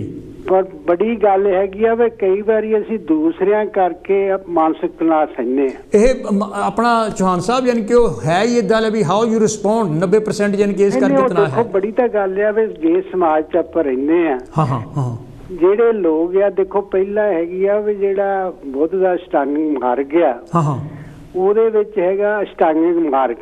ਹਾਂਜੀ। ਉਹਦੇ ਵਿੱਚ ਜਿਹੜਾ ਰਾਈਟ ਲਾਈਵਲੀਹੁੱਡ ਆ, ਤੁਸੀਂ ਦੇਖੋ ਵੀ ਜਿੰਨੇ ਮੁਲਕਾਂ ਨੇ ਤਰੱਕੀ ਕੀਤੀ ਆ ਉਹਨੀ ਸਹੀ ਜੌਬਾਂ ਕ੍ਰੀਏਟ ਕੀਤੀਆਂ। Absolutely, yes. ਫਿਰ ਉਹ ਦੇਖੋ ਇੰਸ਼ੋਰੈਂਸ ਵੀ ਪੇ ਕਰਦੇ ਆ, ਟੈਕਸ ਵੀ ਪੇ ਕਰਦੇ ਆ। ਪਰ ਅਸੀਂ ਏਦਾਂ ਦਾ ਜਾਣੇ ਕੰਮ ਕੀਤਾ ਆ ਵੀ ਬਾਬਿਆਂ ਕੋਲ ਜਾਓ, ਹੋਰ ਕਰੋ, ਸਾਰੀ ਲੁੱਟੇ ਯਾਰ ਇੱਕ ਪਾਸੇ। ਉਹ ਚੌਹਾਨ ਸਾਹਿਬ ਇਹਨਾਂ ਦੀ ਇੰਸ਼ੋਰੈਂਸ ਬਾਬੇ ਆ ਨਾ। ਨਹੀਂ ਫਿਰ ਹੁਣ ਮੈਂ ਦੇਖਦਾ ਵੀ ਮੈਂ ਕਿਸੇ ਦੇ ਜਾਤੀ ਵਿਰੁੱਧ ਨਹੀਂ, ਵੀ ਮੈਂ ਕਾਫੀ ਲੋਕਾਂ ਨੂੰ ਮਿਲਿਆ। ਹਾਂਜੀ। ਉਹ ਜਾਨੀ ਇੱਕ ਮੈਂ ਘਟਨਾ ਦੱਸਣੀ ਚਾਹੁੰਦਾ ਵੀ ਇੱਕ ਬੰਦਾ ਕਹਿੰਦਾ ਵੀ ਮੈਂ ਬਹੁਤ ਤਰੱਕੀ ਕਰ ਜਾਣੀ ਵੀ ਮੇਰੇ ਤੋਂ ਇੰਸ਼ੋਰੈਂਸ ਕਰਾ ਲਓ। ਅੱਛਾ। ਉਹ ਜੀ ਧੜਾ ਲੋਕਾਂ ਨੇ ਕਿਹਾ ਵੀ ਚਲੋ ਕਰਾ ਲੈਨੇ ਆ। ਉਹ ਜਦ ਲੱਪੇ ਪ੍ਰੀਮੀਅਮ ਆਉਣ ਦੇਣ ਉਹਦੇ ਰੌਲਾ ਪੈ ਗਿਆ ਵੀ ਇਹ ਤਾਂ ਫਰਾਡ ਆ। ਉਹ ਤੁਸੀਂ ਦੇਖੋ ਵੀ ਉਹ ਲੋਕਾਂ ਨੂੰ ਕਿੰਨਾ ਘਾਟਾ ਪਿਆ। ਬਿਲਕੁਲ। ਪਰ ਫਿਰ ਉਹ ਜਿਹੜੇ ਇਦਾਂ ਦਾ ਕੰਮ ਕਰਦੇ ਉਹ ਹਟਦੇ ਨਹੀਂ। ਉਹ ਫਿਰ ਹੋਰ ਉਹਨਾਂ ਨੂੰ ਲੋਕ ਜਾਣਦੇ ਹੁੰਦੇ ਆ। ਫਿਰ ਉਹ ਮੈਂ ਇੱਕ ਬਹੁਤ ਸੱਚੀ ਘਟਨਾ ਆ ਵੀ ਉਹਨੇ ਦੁਕਾਨ ਬੰਦੇ ਨੇ ਖੋਲੀ। ਮੈਨੂੰ ਤਾਂ ਫਿਰ ਲੱਗ ਗਿਆ ਪਤਾ, ਤਾਂ ਮੈਂ ਤਾਂ ਉਹਨੂੰ ਦੇਣਾ ਨਹੀਂ ਸੀ ਪੈਸਾ ਕੋਈ। ਤਾਂ ਉਹ ਮੈਨੂੰ ਕਹਿੰਦਾ ਵੀ ਫਲਾਨਾ ਬੰਦਾ ਆ ਵੀ ਉਹਦੇ ਕੋਲ ਕਾਫੀ ਪੈਸੇ ਆ, ਮੈਂ ਦੁਕਾਨ ਲਈ ਆ ਵੀ ਜੇ ਕੋਈ ਕੈਸ਼ ਹੋਵੇ ਤਾਂ ਮੈਨੂੰ ਇਕੱਠਾ ਮਾਲ ਮਿਲ ਜਾਣਾ ਤੇ ਵੀ ਮੈਨੂੰ ਫਾਇਦਾ ਹੋ ਜਾਊਗਾ। ਤੇ ਮੈਂ ਕਿਹਾ ਫਿਰ ਤੂੰ ਪੁੱਛ ਲਾ ਉਹਨੂੰ। ਆਖੇ ਉਹ ਮੈਨੂੰ ਨਹੀਂ ਹੁੰਦੇ ਨੇ ਪੈਸੇ। ਮੈਂ ਕਿਹਾ ਫਿਰ ਮੈਂ ਕੀ ਕਰਾਂ? ਆਖੇ ਤੇਰੇ ਸਾਹਮਣੇ ਗੱਲ ਕਰ ਲੈਂਦੇ ਆ। ਅੱਛਾ, ਤਾਂ ਉਹ ਜਦ ਗੱਲ ਲੱਗੇ ਕਰਨ ਤਾਂ ਉਹ ਬੰਦਾ ਕਹਿੰਦਾ ਵੀ ਇੰਨੇ ਟਾਈਮ 'ਚ ਮੈਂ ਪੈਸੇ ਲੈਣੇ ਆ ਵੀ ਜੇ ਤੇ ਨਾ ਦਿੱਤੇ ਤਾਂ ਇਹ ਦੇਵੇ ਜਾਨੀ ਮੈਂ। ਤੁਸੀਂ ਦੇਖੋ ਵੀ ਕਿੰਨੀ ਮਾੜੀ ਗੱਲ ਆ ਵੀ ਉਸ ਬੰਦਾ ਮੈਨੂੰ ਵੀ ਫਸਾ ਰਿਹਾ ਸੀ। ਬਿਲਕੁਲ। ਮੈਂ ਕਿਹਾ ਵੀ ਦੇਖ ਤੂੰ ਜੇ ਪੈਸੇ ਦੇਣੇ ਆ, ਮੈਂ ਤਾਂ ਇੱਥੇ ਬੈਠਾ ਵੀ ਮੈਂ ਕਿਹੜੀ ਜਾਮਨੀ ਦਾ ਮੈਂ। ਬਿਲਕੁਲ। ਮੇਰਾ ਆਪਣਾ ਵੀ ਕੰਮ ਹੈ। ਇਹ ਤਾਂ ਆਪਣੇ ਚੌਹਾਨ ਸਾਹਿਬ ਮੈਕਸਵੈਲ ਆਪਾਂ ਮੰਨਿਆ ਹੈਗਾ, ਬਾਅਦ ਸੁਸਾਈਡ ਕੀਤਾ ਫਿਰ ਉਹਨੇ। ਨਹੀਂ ਦੇਖੋ ਮੈਂ ਇੱਕ ਹੋਰ ਦੱਸਦਾ ਵੀ ਲੋਕ ਧਰਮ ਕਰਕੇ ਵੀ ਠੱਗਦੇ ਆ। ਉਹ ਬਿਲਕੁਲ ਪੂਰਾ। ਫਿਰ ਦੇਖੋ ਆ ਜਿਹੜਾ ਇੰਸ਼ੋਰੈਂਸ 'ਚ ਇੰਨਾ ਫਰਾਡ ਚੱਲ ਰਿਹਾ। ਇੱਕ ਬੰਦੇ ਨੇ ਇੱਥੇ ਬਹੁਤ ਭਿਕਸ਼ੂਆਂ ਦੀ ਇੰਸ਼ੋਰੈਂਸ ਕਰ ਦਿੱਤੀ। ਉਹ ਭਿਕਸ਼ੂਆਂ ਦੀ ਮੈਂ ਬੜਾ ਹੈਰਾਨ ਹੋਇਆ। ਤਾਂ ਮੇਰੇ ਨੋਟਿਸ 'ਚ ਆਇਆ, ਮੈਂ ਸੰਸਦ ਦਾ ਜਨਰਲ ਸੈਕਟਰੀ ਸੀ। ਉਹ ਜਾਨੀ ਉੱਥੇ ਚਿੱਠੀਆਂ ਆਉਣ ਜੀ ਵੀ ਪ੍ਰੀਮੀਅਮ ਦਿਓ, ਆਹ ਦਿਓ। ਉਹ ਮੈਂ ਉਹਨਾਂ ਨੂੰ ਕਿਹਾ ਵੀ ਭੰਤੇ ਜੀ ਵੀ ਤੁਸੀਂ ਤਾਂ ਧਾਰਮਿਕ ਬੰਦੇ ਆ। ਆਖੇ ਜੀ ਅਸੀਂ ਵੀ ਲੋਕਾਂ ਦੇ ਕੰਮ ਵੀ ਕਰਦੇ ਹੀ ਆ। ਮੈਂ ਕਿਹਾ ਵੀ ਜਿਹੜਾ ਤੁਸੀਂ ਪ੍ਰੀਮੀਅਮ ਦੇਣਾ ਤੁਹਾਨੂੰ ਇਨਕਮ ਕਿੱਥੋਂ ਆਉਂਦੀ ਹੈ? ਬਿਲਕੁਲ। ਆਖੇ ਉਹ ਸਾਨੂੰ ਕਹਿੰਦਾ ਸੀ ਜੀ ਵੀ ਪ੍ਰੀਮੀਅਮ ਦਾ ਫਿਕਰ ਨਾ ਕਰੋ, ਮੈਂ ਤਾਂ ਮੈਨੇਜਰ ਬਣ ਜਾਣਾ। ਮੈਂ ਕਿਹਾ ਫਿਰ ਹੁਣ ਜੇਲ੍ਹ ਜਾਣ ਨੂੰ ਕਿਹੜਾ ਤਿਆਰ ਹੋ, ਤੂੰ ਹੋ ਜਾ ਉਹ ਹੋਣਗੇ। ਠੀਕ ਹੈ ਚੌਹਾਨ ਸਾਹਿਬ। ਦੇਖੋ ਇਹ ਜਿਹੜਾ ਆਪਣੇ ਡਾਕਟਰ ਸਾਹਿਬ ਲੋਕਾਂ ਨੂੰ ਸਮਝਾਓ ਵੀ ਦੇਖੋ ਇਹ ਜਿਹੜਾ ਨਾ ਜਿਹੜਾ ਕਿਸੇ ਦੇ ਕਰਕੇ ਤੁਸੀਂ ਫਸਦੇ ਆ ਨਾ, ਬਿਲਕੁਲ ਉਹ ਮਾਨਸਿਕਤਾ ਹੁਣ ਦੇਖੋ ਕਿੰਨੀ ਮਾੜੀ ਗੱਲ ਹੈ। ਥੈਂਕ ਯੂ ਮਾਨ ਸਾਹਿਬ। ਆਪਣੇ ਠੀਕ ਹੈ ਚੌਹਾਨ ਜੀ, ਕਿਉਂਕਿ ਇਮਾਨਦਾਰੀ ਨਾਲ ਜੀਓ ਔਰ ਜੀਣ ਦਿਓ। ਬਹੁਤ ਮਿਹਰਬਾਨੀ ਆਪਣੇ ਇਹ ਤਸਰੀਫ ਕੀ ਚੌਹਾਨ ਹੋਣੀ ਬਰਮਿੰਘਮ ਤੋਂ, ਜਿਨ੍ਹਾਂ ਨੇ ਆਪਣੇ ਵਿਚਾਰ ਸਾਂਝੇ ਕੀਤੇ। ਮੈਨੂੰ ਪਤਾ ਲੈ ਪਿੱਛੇ ਬਹੁਤ ਸਾਰੀਆਂ ਕਾਲਸ ਵੇਟ ਕਰ ਰਹੀਆਂ, ਇਸੇ ਕਰਕੇ ਮੈਂ ਕਾਲਰਸ ਨੂੰ ਬੇਨਤੀ ਕਰਦਾ ਕਿ ਟੂ ਦੀ ਪੁਆਇੰਟ ਗੱਲ ਕਰਨ। ਕਈ ਵਾਰੀ ਜਿਹੜੀ ਗੱਲ ਹੈਗੀ ਆ ਉਹ ਵੱਡੀ ਹੋ ਜਾਂਦੀ ਹੈਗੀ ਆ, ਠੀਕ ਹੈ, ਕਈ ਵਾਰੀ ਜ਼ਰੂਰੀ ਵੀ ਹੁੰਦਾ ਹੈਗਾ। ਤੁਸੀਂ ਵੀ ਸਾਡੇ ਤੋਂ ਅਜੇ ਵੀ 17 ਮਿੰਟ ਹੈਗੇ ਆ। ਹੈਲੋ ਜੀ ਕੌਣ ਤੇ ਜੀ, ਕਿੱਥੋਂ ਬੋਲ ਰਹੇ ਜੀ? ਮੈਂ ਕੈਨੇਡਾ ਤੋਂ ਸ਼ਾਂਤੀ ਬੋਲਦੀ ਹਾਂ ਜੀ। ਸ਼ਾਂਤੀ ਜੀ, ਤੁਹਾਨੂੰ ਵੀ ਕਦੀ ਸਟ੍ਰੈਸ ਹੋਇਆ? ਆਲਵੇਜ਼। ਅੱਛਾ ਜੀ। ਤੇ ਮੈਂ ਕਹਿੰਦੀ ਹਾਂ ਜਦੋਂ ਆ ਸੀਨੀਅਰ ਲਾਈਫ ਸ਼ੁਰੂ ਹੋ ਜਾਂਦੀ ਹੈ ਨਾ, ਉਦੋਂ ਸਟ੍ਰੈਸ ਕੁਦਰਤੀ ਜ਼ਿਆਦਾ ਗੱਲ ਤਾਂ ਉਹੀ ਹੁੰਦੀ ਆ ਜਿਹੜੀ ਜਵਾਨੀ 'ਚ ਵੀ ਸੀ ਤਾਂ ਬੁਢਾਪੇ 'ਚ ਵੀ ਹੋਣਾ। ਉਹ ਜਵਾਨੀ 'ਚ ਪਤਾ ਨਹੀਂ ਫਰਗੇਟ ਕਰ ਜਾਂਦੇ ਸੀਗੇ, 2 ਪਈਆਂ ਤਾਂ ਕਿੱਧਰ ਗਈਆਂ ਸਦਕੇ, ਉਹ ਗੱਲ ਹੁੰਦੀ ਸੀ। ਹੁਣ ਕੋਈ ਵੀ ਗੱਲ ਆ, ਜਿੱਦਾਂ ਪੈਨਾਡੈਮਿਕ ਜਦੋਂ ਦਾ ਸ਼ੁਰੂ ਹੋਇਆ ਆ, ਸਟ੍ਰੈਸ ਮੈਨੂੰ ਹੀ ਨਹੀਂ ਸਾਰੀ ਦੁਨੀਆ ਨੂੰ ਸਟ੍ਰੈਸ ਹੋਇਆ। ਕਈਆਂ ਨੂੰ ਆਪਣੀ ਜੌਬਸ ਦਾ ਹੋਇਆ ਆ, ਕਈਆਂ ਨੂੰ ਆਪਣੇ ਘਰਾਂ ਦਾ ਹੋਇਆ, ਮੌਰਗੇਜਸ ਦਾ ਹੋਇਆ ਆ, ਬੱਚਿਆਂ ਦਾ ਹੋਇਆ ਜਦੋਂ ਕਿ ਘਰ ਬੈਠੇ ਆ, ਆਨਲਾਈਨ ਸਕੂਲਾਂ 'ਚ ਪੜ੍ਹਾਈ ਨਹੀਂ ਹੁੰਦੀ। ਸੋ ਮੈਨੀ ਸਟ੍ਰੈਸਿਸ ਜਦੋਂ ਤੁਸੀਂ, ਮੈਂ ਇੰਡੀਆ ਤਾਂ ਕੋਈ ਮੈਨੂੰ ਲੱਗਦਾ ਨਹੀਂ ਵੀ ਮੈਂ ਕੋਈ ਸਟ੍ਰੈਸ ਲਿਆ ਹੋਊਗਾ, ਪਤਾ ਨਹੀਂ ਆਪਣੇ ਪੇਰੈਂਟਸ ਦੀ ਜ਼ਿੰਮੇਵਾਰੀ ਹੁੰਦੀ ਸੀਗੀ। ਇੱਥੇ ਆ ਕੇ ਵੀ ਕੋਈ ਖਾਸ ਸਟ੍ਰੈਸ ਨਹੀਂ ਹੋਇਆ। ਜੌਬ ਤੇ ਹੁੰਦਾ ਸੀ, ਮੈਂ ਕਿਸੇ ਨੂੰ ਅੱਗੇ ਨਹੀਂ ਸੀ ਲੰਘਣ ਦਿੰਦੀ। ਕੰਮ ਤੇ ਤਾਂ ਲੋਕੀ ਮੇਰੇ ਨਾਲ ਬੈਰ ਕਰਨ ਲੱਗ ਪੈਂਦੀਆਂ ਸੀ ਤੇ ਮੈਨੂੰ ਥੋੜਾ ਜਿਹਾ ਮੇਰੇ ਮਨ ਚ ਆਉਂਦਾ ਸੀ ਵੀ ਵਾਏ ਵੀ ਇੰਨਾ ਤਾਂ ਮੈਂ ਕੰਮ ਕਰਦੀ ਆ, ਵੀ ਇਹ ਮੇਰੇ ਨਾਲ ਲੱਗਦੀਆਂ ਆ, ਉਦੋਂ ਤਣਾਅ ਹੋ ਜਾਂਦਾ ਸੀ। ਪਰ ਜਿਹੜੇ ਹੁਣ ਤਣਾਅ ਹੁੰਦੇ ਆ ਉਹ ਜਾਂਦੇ ਨਹੀਂ ਹੈਗੇ, ਉਹ ਦਿਮਾਗ 'ਚ ਆਈ ਜਾਂਦੀ, ਕੋਈ ਵੀ ਗੱਲ ਆ ਬਾਰ-ਬਾਰ ਉਹੀ ਦਿਮਾਗ 'ਚ ਆ ਜਾਂਦੀ ਆ। ਇੱਕ ਥਾਂ ਮੈਂ ਪੜ੍ਹਦੀ ਸੀ, ਕਹਿੰਦੇ worrying is a waste of time, it does not change anything, it messes with your mind and steals your happiness। ਮੈਂ ਪੜ੍ਹਦੀ ਰਹਿੰਦੀ ਆ ਪਰ ਫਿਰ ਵੀ ਉਹ ਮੇਰਾ ਦਿਮਾਗ ਜਿਹੜਾ ਉੱਥੇ ਕੇਂਦਰਿਤ ਹੋਇਆ ਰਹਿੰਦਾ ਹੈ। ਜਿਹੜੇ ਬੱਚੇ ਕੰਮਾਂ ਤੋਂ ਨਹੀਂ ਆਉਂਦੇ, ਰਾਹ 'ਚ ਉਹ ਸਨੋ ਪਈ ਆ, ਸਾਡੇ ਐਤਕੀ ਕੁਛ ਬਹੁਤ ਹੋਇਆ ਨਾ, ਸਟੋਰਮ ਆਇਆ, ਉਹ ਹੜ੍ਹਾਂ ਦੇ ਵਿੱਚ ਸਟਕ ਹੋ ਗਿਆ, ਬੱਚੇ ਦੂਰ ਕੰਮ ਤੇ ਗਏ, ਉਹ ਨਾ ਸਟਕ ਹੋ ਜਾਣ। ਆਲ ਦੀਸ ਕਾਈਂਡਸ ਆਫ ਸਟ੍ਰੈਸ। ਸਾਡੀ ਮੌਰਗੇਜ ਨਾ ਟਾਈਮ ਤੇ ਗਈ ਤਾਂ ਵੀ ਘਰ ਦਾ ਬਹੁਤ ਸਾਰੀਆਂ ਜਿਹੜੇ ਲੋਕ ਆ ਉਹਨਾਂ ਨੂੰ ਸਟ੍ਰੈਸ ਅੱਜ ਕੱਲ੍ਹ ਬਹੁਤ ਹੋਇਆ। ਮੈਂ ਆਪਣੀ ਪਰਸਨਲ ਲਾਈਫ ਦਾ ਕਰਦੀ ਹਾਂ ਵੀ ਮੈਨੂੰ ਜੇ ਕੋਈ ਗੱਲ ਆ ਜਾਂਦੀ ਹੈ ਨਾ, ਮੈਨੂੰ ਸਟ੍ਰੈਸਫੁਲ ਹੋ ਜਾਂਦੀ ਆ, ਉਹ ਮੇਰੇ ਮਨ ਚੋਂ ਜਾਂਦੀ ਨਹੀਂ ਹੈਗੀ। ਮੈਡੀਟੇਸ਼ਨ ਕਰਕੇ ਦੇਖਿਆ ਕਰੋ। ਹਾਂਜੀ, ਮੈਂ ਐਕਸਰਸਾਈਜ਼ ਵੀ ਕਰਦੀ ਹਾਂ, ਮੈਂ ਵਾਕ ਕਰਦੀ ਹਾਂ, ਮੈਂ ਫੂਡ ਵੀ ਕੋਈ ਜੰਕ ਵਗੈਰਾ ਨਹੀਂ ਖਾਂਦੀ ਇੰਨਾ। ਪਰ ਫਿਰ ਵੀ ਮੇਰੀ ਜਿਹੜੀ ਉਹ ਗੱਲ ਆ ਉਹ ਵਾਰ-ਵਾਰ ਉਹ ਮੇਰੇ ਦਿਮਾਗ 'ਚ ਆਉਂਦੀ ਰਹਿੰਦੀ ਆ। It did not happen past, ਪਰ ਹੁਣ ਜਿਵੇਂ ਮੈਂ ਵੱਡੀ ਹੋਈ ਜਾਂਦੀ ਹਾਂ, ਮੈਨੂੰ ਲੱਗਦਾ ਵੀ ਇਹ ਗੱਲਾਂ ਤੁਹਾਡੇ ਮਨ ਚੋਂ ਜਾਂਦੀਆਂ ਨਹੀਂ ਹੈਗੀਆਂ, ਤੁਹਾਡੇ ਦਿਮਾਗ। ਖੈਰ ਇਹਨਾਂ ਬਾਰੇ ਜਿਹੜਾ ਹੈਗਾ how to stop worrying and start living, Dale Carnegie's ਦੀ ਕਿਤਾਬ ਹੈ, ਬਹੁਤ ਵਧੀਆ, ਕਦੀ ਮੌਕਾ ਮਿਲਿਆ ਤਾਂ ਜ਼ਰੂਰ ਪੜ੍ਹਿਓ। Thank you. ਹਾਂਜੀ ਸੋ ਆਈ ਥਿੰਕ ਸਾਰਿਆਂ ਦੀ ਲਾਈਫ 'ਚ ਸਟ੍ਰੈਸ ਹੈਗੀ ਆ। ਹਾਂਜੀ, ਕੋਈ ਨਹੀਂ, ਥੈਂਕ ਯੂ। ਐਕਸਰਸਾਈਜ਼ ਕਰਵਾ ਕਰੋ ਅਤੇ ਜਿਹੜਾ ਹੈਗਾ meditation is very helpful. Thank you, ਬਹੁਤ ਬਹੁਤ ਮਿਹਰਬਾਨੀ। ਇਹ ਤਾਂ ਸੀ ਜੀ ਸ਼ਾਂਤੀ ਹੁਣੀ ਜਿਨ੍ਹਾਂ ਨੇ ਕੈਨੇਡਾ ਤੋਂ ਟੈਲੀਫੋਨ ਕੀਤਾ। ਸਾਡਾ ਨੰਬਰ ਹੈਗਾ 030077022246। ਸਟ੍ਰੈਸ ਜਿਹੜਾ ਹੈਗਾ ਇਹ ਸਾਨੂੰ ਮਾਨਸਿਕ ਤੌਰ 'ਤੇ ਬਹੁਤ ਪਰੇਸ਼ਾਨ ਕਰਦਾ ਹੈਗਾ, ਸਾਨੂੰ ਫਿਜ਼ੀਕਲ ਤੌਰ 'ਤੇ ਪਰੇਸ਼ਾਨ ਬਹੁਤ ਕਰਦਾ ਹੈਗਾ, ਅਤੇ ਸਾਨੂੰ ਸੋਸ਼ਲੀ ਵੀ ਬਹੁਤ ਪਰੇਸ਼ਾਨ ਕਰਦਾ ਹੈਗਾ। ਇਹਨਾਂ ਰਿਲੇਸ਼ਨਸ਼ਿਪ ਖਰਾਬ ਹੁੰਦੇ ਹੈ। ਬਹੁਤ ਸਾਰੇ ਲੋਕਾਂ ਨੂੰ ਇਹਨਾਂ ਮੁਲਕਾਂ ਵਿੱਚ ਆਪਣੇ ਬੱਚਿਆਂ ਦਾ ਜਾਣੀ ਕਿ ਬਹੁਤ ਵੱਡਾ ਸਟ੍ਰੈਸ ਹੈਗਾ, ਕਿਉਂਕਿ ਉਹ ਸਾਡੀਆਂ ਐਕਸਪੈਕਟੇਸ਼ਨ ਦੇ ਮੁਤਾਬਕ ਉਹ ਚੱਲ ਨਹੀਂ ਰਹੇ ਹੁੰਦੇ, ਜਾਣੀ ਕਿ ਜਾਂ ਸਾਡੀਆਂ ਜਿਹੜੀਆਂ ਧਾਰਨਾਵਾਂ, ਵੈਲਿਊ ਸਿਸਟਮ ਹੈਗਾ ਉਹ ਡਿਫਰੈਂਟ ਹੁੰਦਾ। ਉਹਨਾਂ ਕਰਕੇ ਵੀ ਸਾਡੇ ਲੋਕਾਂ ਨੂੰ ਬਹੁਤ ਸਾਰਾ ਸਟ੍ਰੈਸ ਹੁੰਦਾ, ਖਾਸ ਕਰਕੇ ਜਦੋਂ ਜਿਹੜੇ ਸਾਡੇ ਬੱਚੇ ਹੈਗੇ ਆ ਉਹ ਵਿਆਹ ਯਾਨੀ ਕਿ ਜਦੋਂ ਕਰਾ ਲੈਂਦੇ ਹੈਗੇ ਆ ਕਿਸੇ ਦੂਸਰੇ ਧਰਮ ਵਿੱਚ ਯਾਨੀ ਕਿ ਜਾਂ ਦੂਸਰੀ ਜਾਤ ਵਿੱਚ, ਅਤੇ ਫਿਰ ਸਾਡੇ ਲੋਕਾਂ ਨੂੰ ਜਿਹੜਾ ਹੈਗਾ ਉਹ ਐਕਸੈਪਟ ਨਹੀਂ ਹੁੰਦਾ। ਕੰਮਾਂ ਕਾਰਾਂ 'ਤੇ ਵੀ ਸਟ੍ਰੈਸ ਯਾਨੀ ਕਿ ਬਹੁਤ ਸਾਰਾ ਹੈ। ਹੈਲੋ ਜੀ, ਕੌਣ ਤੇ ਜੀ, ਕਿੱਥੋਂ ਬੋਲ ਰਹੇ ਜੀ? ਹੈਲੋ ਡਾਕਟਰ ਸਾਹਿਬ, ਨਮਸਕਾਰ। हाँ जी नमस्कार। अपने सुमन जी की कहना चाहोगे? That's good. ਗੱਲ ਹੈ ਕਿ ਸਬਜੈਕਟ ਬੜਾ ਸੀਰੀਅਸ ਆ। हाँ जी, ਪਹਿਲਾਂ ਵੀ ਆਪਾਂ ਇੱਥੇ ਡਿਸਕਸ ਕਰ ਚੁੱਕੇ ਹਾਂ। हाँ ਇਹ ਵਰੀ, ਕੇਅਰ, ਐਂਗਜ਼ਾਇਟੀ, ਕੰਸਰਨ, हाँ जी, ਸਟ੍ਰੈਸ, ਇਹ ਸਾਰੀਆਂ ਇੱਕੋ ਫੈਮਿਲੀ ਦੀ ਬ੍ਰਾਂਚ ਹੈ। बिल्कुल बिल्कुल बिल्कुल। ਹਾਂਜੀ, ਜਿਹੜੀ ਮੈਂਟਲ ਸਟ੍ਰੈਸ ਆ ਨਾ, ਉਹ ਉਸ ਵੇਲੇ ਆ ਜਿਸ ਵੇਲੇ ਅਸੀਂ ਆਪਣੀ ਸਟ੍ਰੈਸ ਨੂੰ ਮੈਨੇਜ ਨਾ ਕਰ ਸਕੀਏ। हाँ जी बिल्कुल बिल्कुल। ਮੈਨੇਜ ਕਰਨਾ ਵੀ ਹਰ ਇੱਕ ਇਨਸਾਨ ਦੇ ਬਸ ਨਹੀਂ ਗਾ। ਅਸਲ 'ਚ ਡਾਕਟਰ ਸਾਹਿਬ ਕਈ ਦਫਾ ਇਗਨੋਰੈਂਟ ਹੋਣਾ ਵੀ ਨਾ ਇੱਕ ਐਸੈਟ ਆ।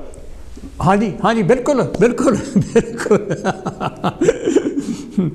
ਜਿਹੜੇ ਅਸੀਂ ਲੋਕ ਹੈ ਨਾ, ਤੁਸੀਂ ਡਾਕਟਰ ਤੁਸੀਂ ਤਾਂ ਮੈਂ ਆ ਨਾ, हाँ ਸਾਡੀ ਪ੍ਰੋਬਲਮ ਇਹ ਆ ਕਿ ਅਸੀਂ ਜੋ ਕੁਝ ਦੇਖਦੇ ਹਾਂ ਉਹ ਸਾਡੇ ਦਿਮਾਗ ਤੇ ਅਸਰ ਕਰਦਾ, ਸਾਨੂੰ ਉਹ ਸਟ੍ਰੈਸ ਕਰ ਰਿਹਾ।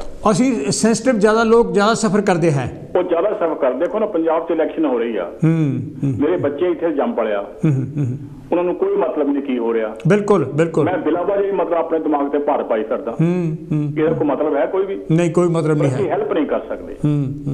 ਅੱਛਾ, ਦੂਸਰੀ ਗੱਲ ਡਾਕਟਰ ਸਾਹਿਬ, ਜਿਹੜੇ ਅਸੀਂ ਲੋਕ ਹੈ ਨਾ, ਜਾਂ ਪਹਿਲਾਂ ਆਏ ਆ, ਹਾਂ, ਅਸੀਂ doctor Sahib gone through lot of stress. Absolutely ਇੰਨਾ ਸਟ੍ਰੈਸ ਕਹਿ ਕੇ ਅਸੀਂ ਆਏ ਸੀ ਇੱਥੇ ਪੈਸਾ ਕਮਾਉਣ ਵਾਸਤੇ, ਮਾਂ ਪਿਓ ਭੈਣ ਭਰਾ ਸਭ ਗਰੀਬ ਸੀ, ਭਾਵੇਂ ਕਿਸੇ ਕਮਿਊਨਿਟੀ 'ਚ ਸੀਗਾ, ਅਸੀਂ ਸਾਰੀ ਗਰੀਬੀ ਦੇ ਮਾਰੇ ਇੱਥੇ ਆਏ ਆ। ਇਦਾਂ ਹੀ ਆ, ਇਦਾਂ ਹੀ ਹੈ। ਅਸੀਂ ਹਾਰਡ ਵਰਕ ਕੀਤਾ, ਮੋਰੇ ਜੋ ਅਸੀਂ ਦੇਖਿਆ ਉਹ ਨਹੀਂ ਸੀਗਾ। ਮੈਂ ਤੇ ਕੁਦਰਤੀ ਰੱਬ ਦੀ ਕੋਈ ਕਿਸਮਤ ਦਾ ਕਿ ਚੰਗੇ ਇਲਾਕੇ ਚ ਆ ਗਿਆ, ਮੈਨੂੰ ਕੋਈ ਇਦਾਂ ਦੀ ਪ੍ਰੋਬਲਮ ਨਹੀਂ ਪਈ। ਪਰ ਮੈਂ ਆਪਣੇ ਕੀ ਨਾ ਬਿਸ਼ਨ ਦਾਸ ਮਹੇਸ਼ ਸਾਹਿਬ ਦੀ ਲਾਈਵ ਪੜ੍ਹੀ ਆ। ਉਹ ਪੜ੍ਹ ਕੇ ਮੈਨੂੰ ਬਹੁਤ ਉਦਾਸੀ ਹੋਈ। ਬਿਲਕੁਲ ਬਿਲकुल, ਮੈਂ ਤੁਹਾਨੂੰ ਸੱਚੀ ਗੱਲ ਦੱਸਦਾ। ਔਰ ਮੈਂ ਮਨ ਵਿੱਚ ਸੋਚਿਆ ਆਪਣੇ ਕਿ ਕਾਸ਼ ਬਿਸ਼ਨ ਦਾਸ ਮੈਂ ਤੇਰਾ ਵਾਕਫ ਹੁੰਦਾ, ਤੂੰ ਮੇਰੇ ਪਾਸ ਆ ਜਾਂਦਾ। ਬਿਲਕੁਲ ਬਿਲकुल, ਮੈਂ ਤੁਹਾਨੂੰ ਸੱਚੀ ਗੱਲ ਦੱਸਦਾ। ਨਾ ਉਹਨੂੰ ਵਿਚਾਰੇ ਨੂੰ ਮੈਂ ਕਦੇ ਟੱਕਰਿਆ ਬੜਾ, ਨਾ ਮੈਨੂੰ ਪਤਾ, ਪਰ ਉਹਦੀ ਜਿਹੜੀ ਕੁਆਲੀਫਿਕੇਸ਼ਨ, ਪੜ੍ਹਿਆ ਲਿਖਿਆ ਇੱਕ ਕਾਬਲ ਇਨਸਾਨ, ਕੋਈ ਉਹਨੂੰ ਸਾਂਭਣ ਨਹੀਂਗਾ। ਉਹ ਧੱਕੇ ਧੁੱਕੇ ਖਾ ਕੇ ਵਿਚਾਰਾ ਵੁਲਹੈਂਪਟਨ ਚਲਾ ਗਿਆ ਕਿਤੇ। ਤੁਹਾਨੂੰ ਫਿਰ ਮੈਂ ਆਪਣੀ ਉੱਥੇ ਵੀ ਉਹ ਵੀ ਮਤਲਬ ਜਿਹਨੂੰ ਕਿਰਾਏ ਤੇ ਰਹਿੰਦੇ ਆ, ਉਹ ਜਿਹੜੇ ਉਹਨੇ 5-6 ਮਹੀਨੇ ਕੱਟੇ, ਮੋਰੇ ਜੌਬ ਨਹੀਂ ਮਿਲਦੀ। ਤੇ ਮੈਨੂੰ ਇਹ ਵੀ ਯਾਦ ਹੈ ਕਿ ਉਹਨੇ ਇੱਕ ਵਾਰੀ ਇਹ ਵੀ ਕਿਹਾ ਕਿ ਜੋ ਤਾਂ ਮੈਂ ਇੰਡੀਆ ਚਲਾ ਜਾਵਾਂ। Can you after 6 months man is thinking, ਉਹਦੇ ਉਹ ਪੜ੍ਹਾਈ ਲਿਖੇ ਕਿ BSc ਆਦਮੀ ਪੜ੍ਹਿਆ ਲਿਖਿਆ, ਉਹ ਐਸੀ ਪੋਜੀਸ਼ਨ ਦੇ ਵਿੱਚ ਬੈਠਾ ਕਿ ਉਹ ਸ਼ੇਕਰ ਤੇ ਆ ਕੇ ਕਹਿੰਦਾ ਯਾਰ ਮੈਂ ਤਾਂ ਜਿਹੜਾ ਉੱਥੇ ਘਾਹ ਖੋਦਾ ਸੀ ਉੱਥੇ ਹੀ ਬੈਟਰ ਸੀਗਾ। ਦੈਟਸ ਅ ਸਟ੍ਰੈਸ ਦੇਆ। ਜਿਹੜੇ ਮੇਰੇ ਵਰਗੇ ਲੋਕ ਆ, ਅਸੀਂ ਇੱਥੇ ਆਏ, ਮਾਂ ਪਿਓ ਦੀ ਜ਼ਿੰਮੇਵਾਰੀ, ਭੈਣਾਂ ਭਰਾਵਾਂ ਦੀ ਜ਼ਿੰਮੇਵਾਰੀ, ਉਹ ਸਾਰੀਆਂ ਜ਼ਿੰਮੇਵਾਰੀਆਂ 에ਅਰਪੋਰਟ ਤੋਂ ਉਤਰਦੇ ਥੋੜੇ ਸਿਰ ਤੇ ਪੈ ਗਈਆਂ। ਸੁਮਨ ਸਾਹਿਬ ਵਾਈਂਡ ਅਪ ਕਰੋ, ਪਿੱਛੇ ਕਾਲਸ ਕਾਫੀ ਵੇਟ ਕਰ ਰਹੀਆਂ। ਮੈਂ ਵਾਈਂਡ ਅਪ ਇਹੀ ਆ ਕਿ ਡਾਕਟਰ ਸਾਹਿਬ ਬਈ ਸਟ੍ਰੈਸ ਜਿਹੜੀ ਆ ਇਹ ਹਰ ਕਿਸੇ ਬਸ ਨਹੀਂ ਹੈਗਾ, ਇਹਨੂੰ ਅਵੋਇਡ ਕਰਨ ਦੀ ਕੋਸ਼ਿਸ਼ ਕਰੋ। ਵਰੀ ਹਮੇਸ਼ਾ ਨਹੀਂ ਰਹਿੰਦੀ, ਇਹ ਟੈਂਪਰੇਰੀ ਚੀਜ਼ਾਂ ਹੁੰਦੀਆਂ ਹੈਗੀਆਂ, ਇਹਨੂੰ ਫੇਸ ਕਰੋ ਉਸੇ ਵੇਲੇ, ਰਾਈਟ। ਇਹਨੂੰ ਮਤਲਬ ਇਹਨੂੰ ਡੀਪ ਨਾ ਜਾਣ ਦਿਓ। hit it right on the beginning. Thank you Suman ਜੀ, ਥੈਂਕ ਯੂ।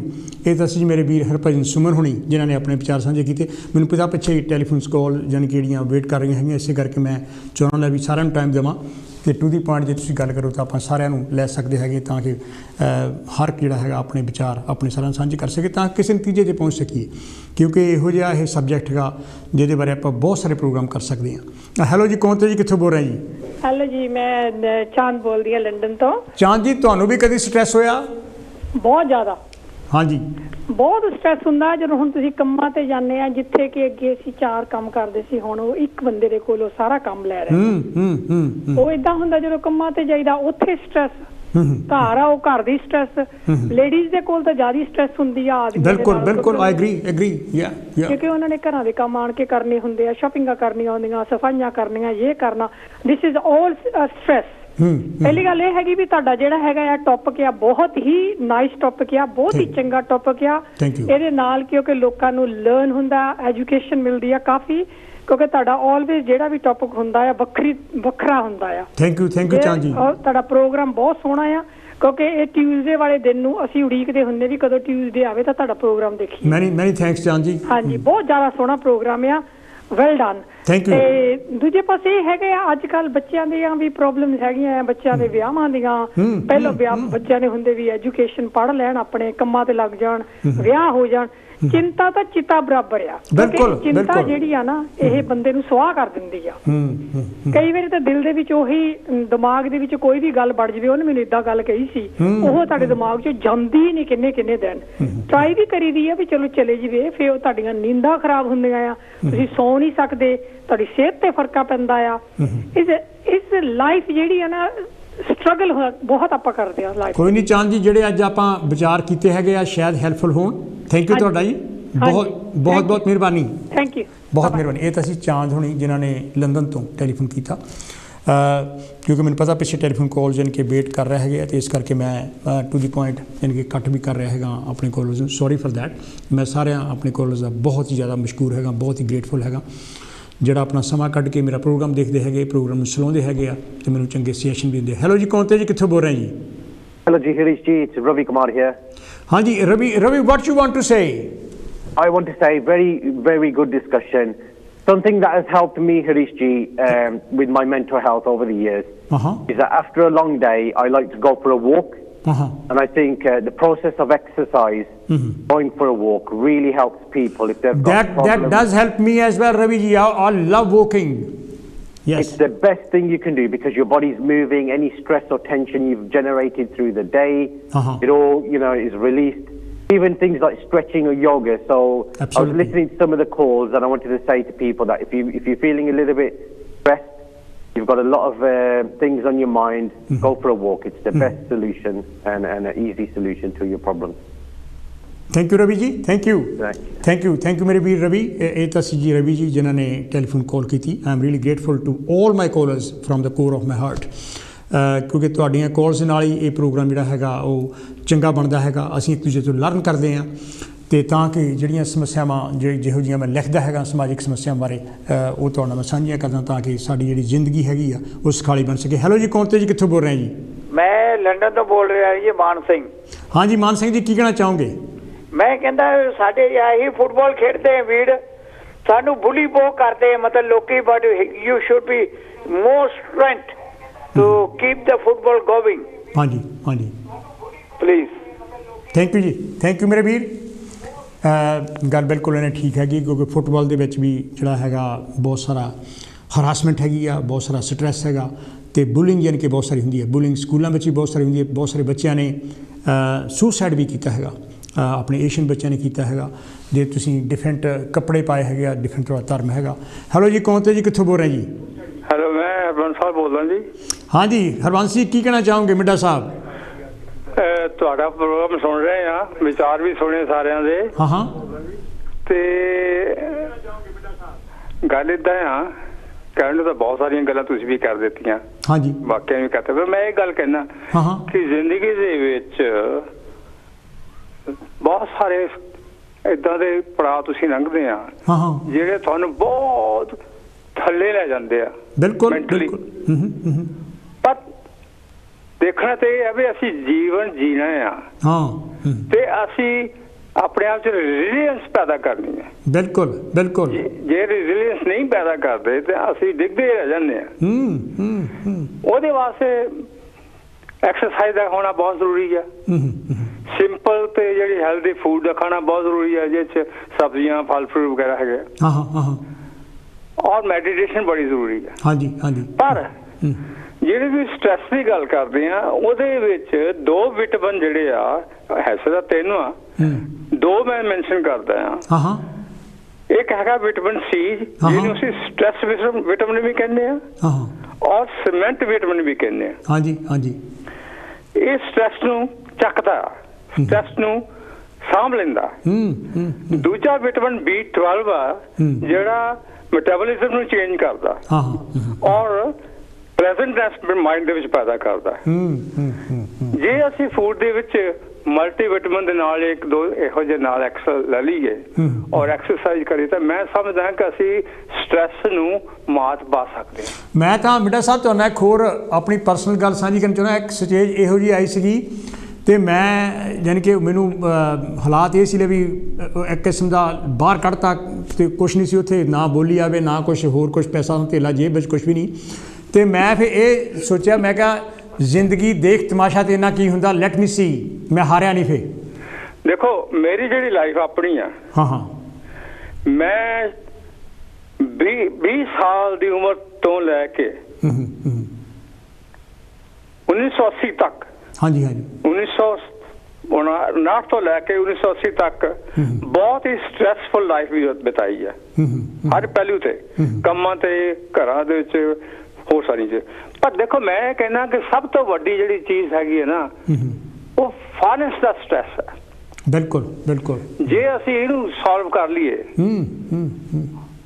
ਲੇਕਿਨ ਸਾਨੂੰ ਕੋਈ ਦੱਸਦਾ ਨਹੀਂ ਕਿ ਇਹਨੂੰ ਅਸੀਂ ਸੋਲਵ ਕਿੱਦਾਂ ਕਰਨਾ। ਮੈਂ 1-2 ਚੀਜ਼ਾਂ ਤੁਹਾਨੂੰ ਦੱਸਣੀ ਚਾਹੁੰਦਾ। ਮੈਂ ਯਾਦ ਹੋਊਗਾ ਤੁਹਾਨੂੰ ਕਿ ਇੱਕ ਵਾਰੀ ਗੱਲ ਕੀਤੀ ਸੀ, ਇੱਕ ਬਹੁਤ ਵੱਡਾ ਮਲਟੀ ਜਿਹੜਾ ਮਿਲੀਅਨੇਅਰ ਸੀਗਾ, ਇੰਡਸਟਰੀਅਲਿਸਟ ਸੀਗਾ, ਅਖਬਾਰ ਦਾ ਮਾਲਕ ਵੀ ਸੀਗਾ ਔਰ ਮਿਨਿਸਟਰ ਵੀ ਸੀ ਸੈਕੰਡ ਵਰਲਡ ਵਾਰ ਦੇ ਵਿੱਚ ਚੱਲਦੇ ਨਾਲ। ਉਹਨੇ ਕਹਿੰਦਾ ਸੀ, ਆਪਣੀ ਕਿਤਾਬ ਲਿਖਿਆ ਕਿ ਮੈਂ ਜਿਹੜਾ ਮੇਰਾ ਬੱਚਾ ਪੈਦਾ ਹੁੰਦਾ ਸੀ, ਮੈਂ ਉਹਦੀ 25 ਸਾਲ ਦੀ ਵਿਦ ਪ੍ਰੋਫਿਟ ਐਂਡਾਊਮੈਂਟ ਪਾਲਿਸੀ ਕਰਨ ਦਾ।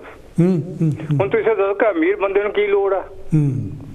there must be something in that, ਕਿਉਂਕਿ ਹਰ ਇੱਕ ਮਾਂ ਬਾਪ ਚਾਹੁੰਦਾ ਕਿ ਮੇਰਾ ਬੱਚਾ ਕਾਮਯਾਬ ਹੋਵੇ। ਬਿਲਕੁਲ ਬਿਲਕੁਲ। ਔਰ ਉਹਦੀ ਨੀਂਹ ਉਹਨੇ ਬਸ ਜੰਮਦਿਆਂ ਤੇ ਰੱਖ ਦਿੱਤੀ। ਇਹਨੂੰ ਪੜਾਉਂਦਾ ਮੈਂ, ਇਹਨੂੰ ਮੈਂ ਪਾਲਣਾ ਵੀ, ਸਾਰਾ ਕੁਛ ਕਰਨਾ, ਲੇਕਿਨ ਜਦੋਂ ਇਹ 25 ਸਾਲ ਦਾ ਹੋਊਗਾ, ਵਿਦਿਆ ਦਿਮਾਗੀ ਤੌਰ ਤੇ ਹੋਊਗਾ, ਇਹਦੇ ਖਿਆਲ ਬਦਲਣਗੇ, ਉਸ ਟਾਈਮ ਦੇ ਖਿਆਲ ਹੋਣਗੇ, ਅੱਗੇ ਵਧਣਾ ਚਾਹੁੰਦਾ ਹੋਊਗਾ ਤੇ ਇਹਨੂੰ ਪੈਸੇ ਦੀ ਲੋੜ ਪੈਣੀ। ਬਿਲਕੁਲ ਬਿਲਕੁਲ।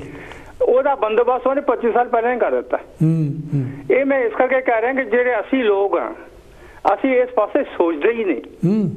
ਅਸੀਂ ਕੋਈ ਇੱਦਾਂ ਦਾ ਸਿਸਟਮ ਨਹੀਂ ਬਣਾਇਆ ਜਿਸ ਨਾਲ ਸਾਡੀ ਜਿਹੜੀ, ਕਿਉਂਕਿ ਫਾਈਨੈਂਸ਼ੀਅਲ ਪ੍ਰੋਬਲਮ ਨੇ ਬਹੁਤ ਸਾਰੀਆਂ ਪ੍ਰੋਬਲਮ ਕ੍ਰੀਏਟ ਕਰਦੀ ਆ।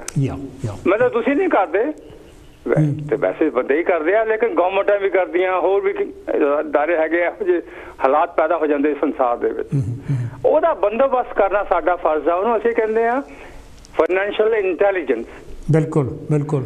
ਸਾਡੀ ਵਿਦਿਆ ਦੇ ਵਿੱਚ ਫਾਈਨੈਂਸ਼ੀਅਲ ਇੰਟੈਲੀਜੈਂਸ ਦਾ ਕੋਈ ਥਾਂ ਹੈ ਨਹੀਂ, ਇਹ ਮੈਂ ਦਾਅਵੇ ਨਾਲ ਕਹਿ ਸਕਦਾ। Thank you. ਹਾਂਜੀ, ਜੇ ਅਸੀਂ ਇਸ ਪਾਸੇ ਨੂੰ ਸੋਚੀਏ ਤਾਂ ਅਸੀਂ ਬਹੁਤ ਸਾਰੇ ਕਾਮਯਾਬੀ ਹਾਸਲ ਕਰ ਸਕਦੇ ਸਟ੍ਰੈਸ ਨੂੰ ਦੂਰ ਕਰਨ ਵਾਸਤੇ। ਧੰਨਵਾਦ। ਥੈਂਕ ਯੂ ਮੇਰੇ ਵੀਰ। ਇਹ ਤਾਂ ਸੀ ਜੀ ਮਿੱਡਾ ਸਾਹਿਬ ਲੰਡਨ ਤੋਂ।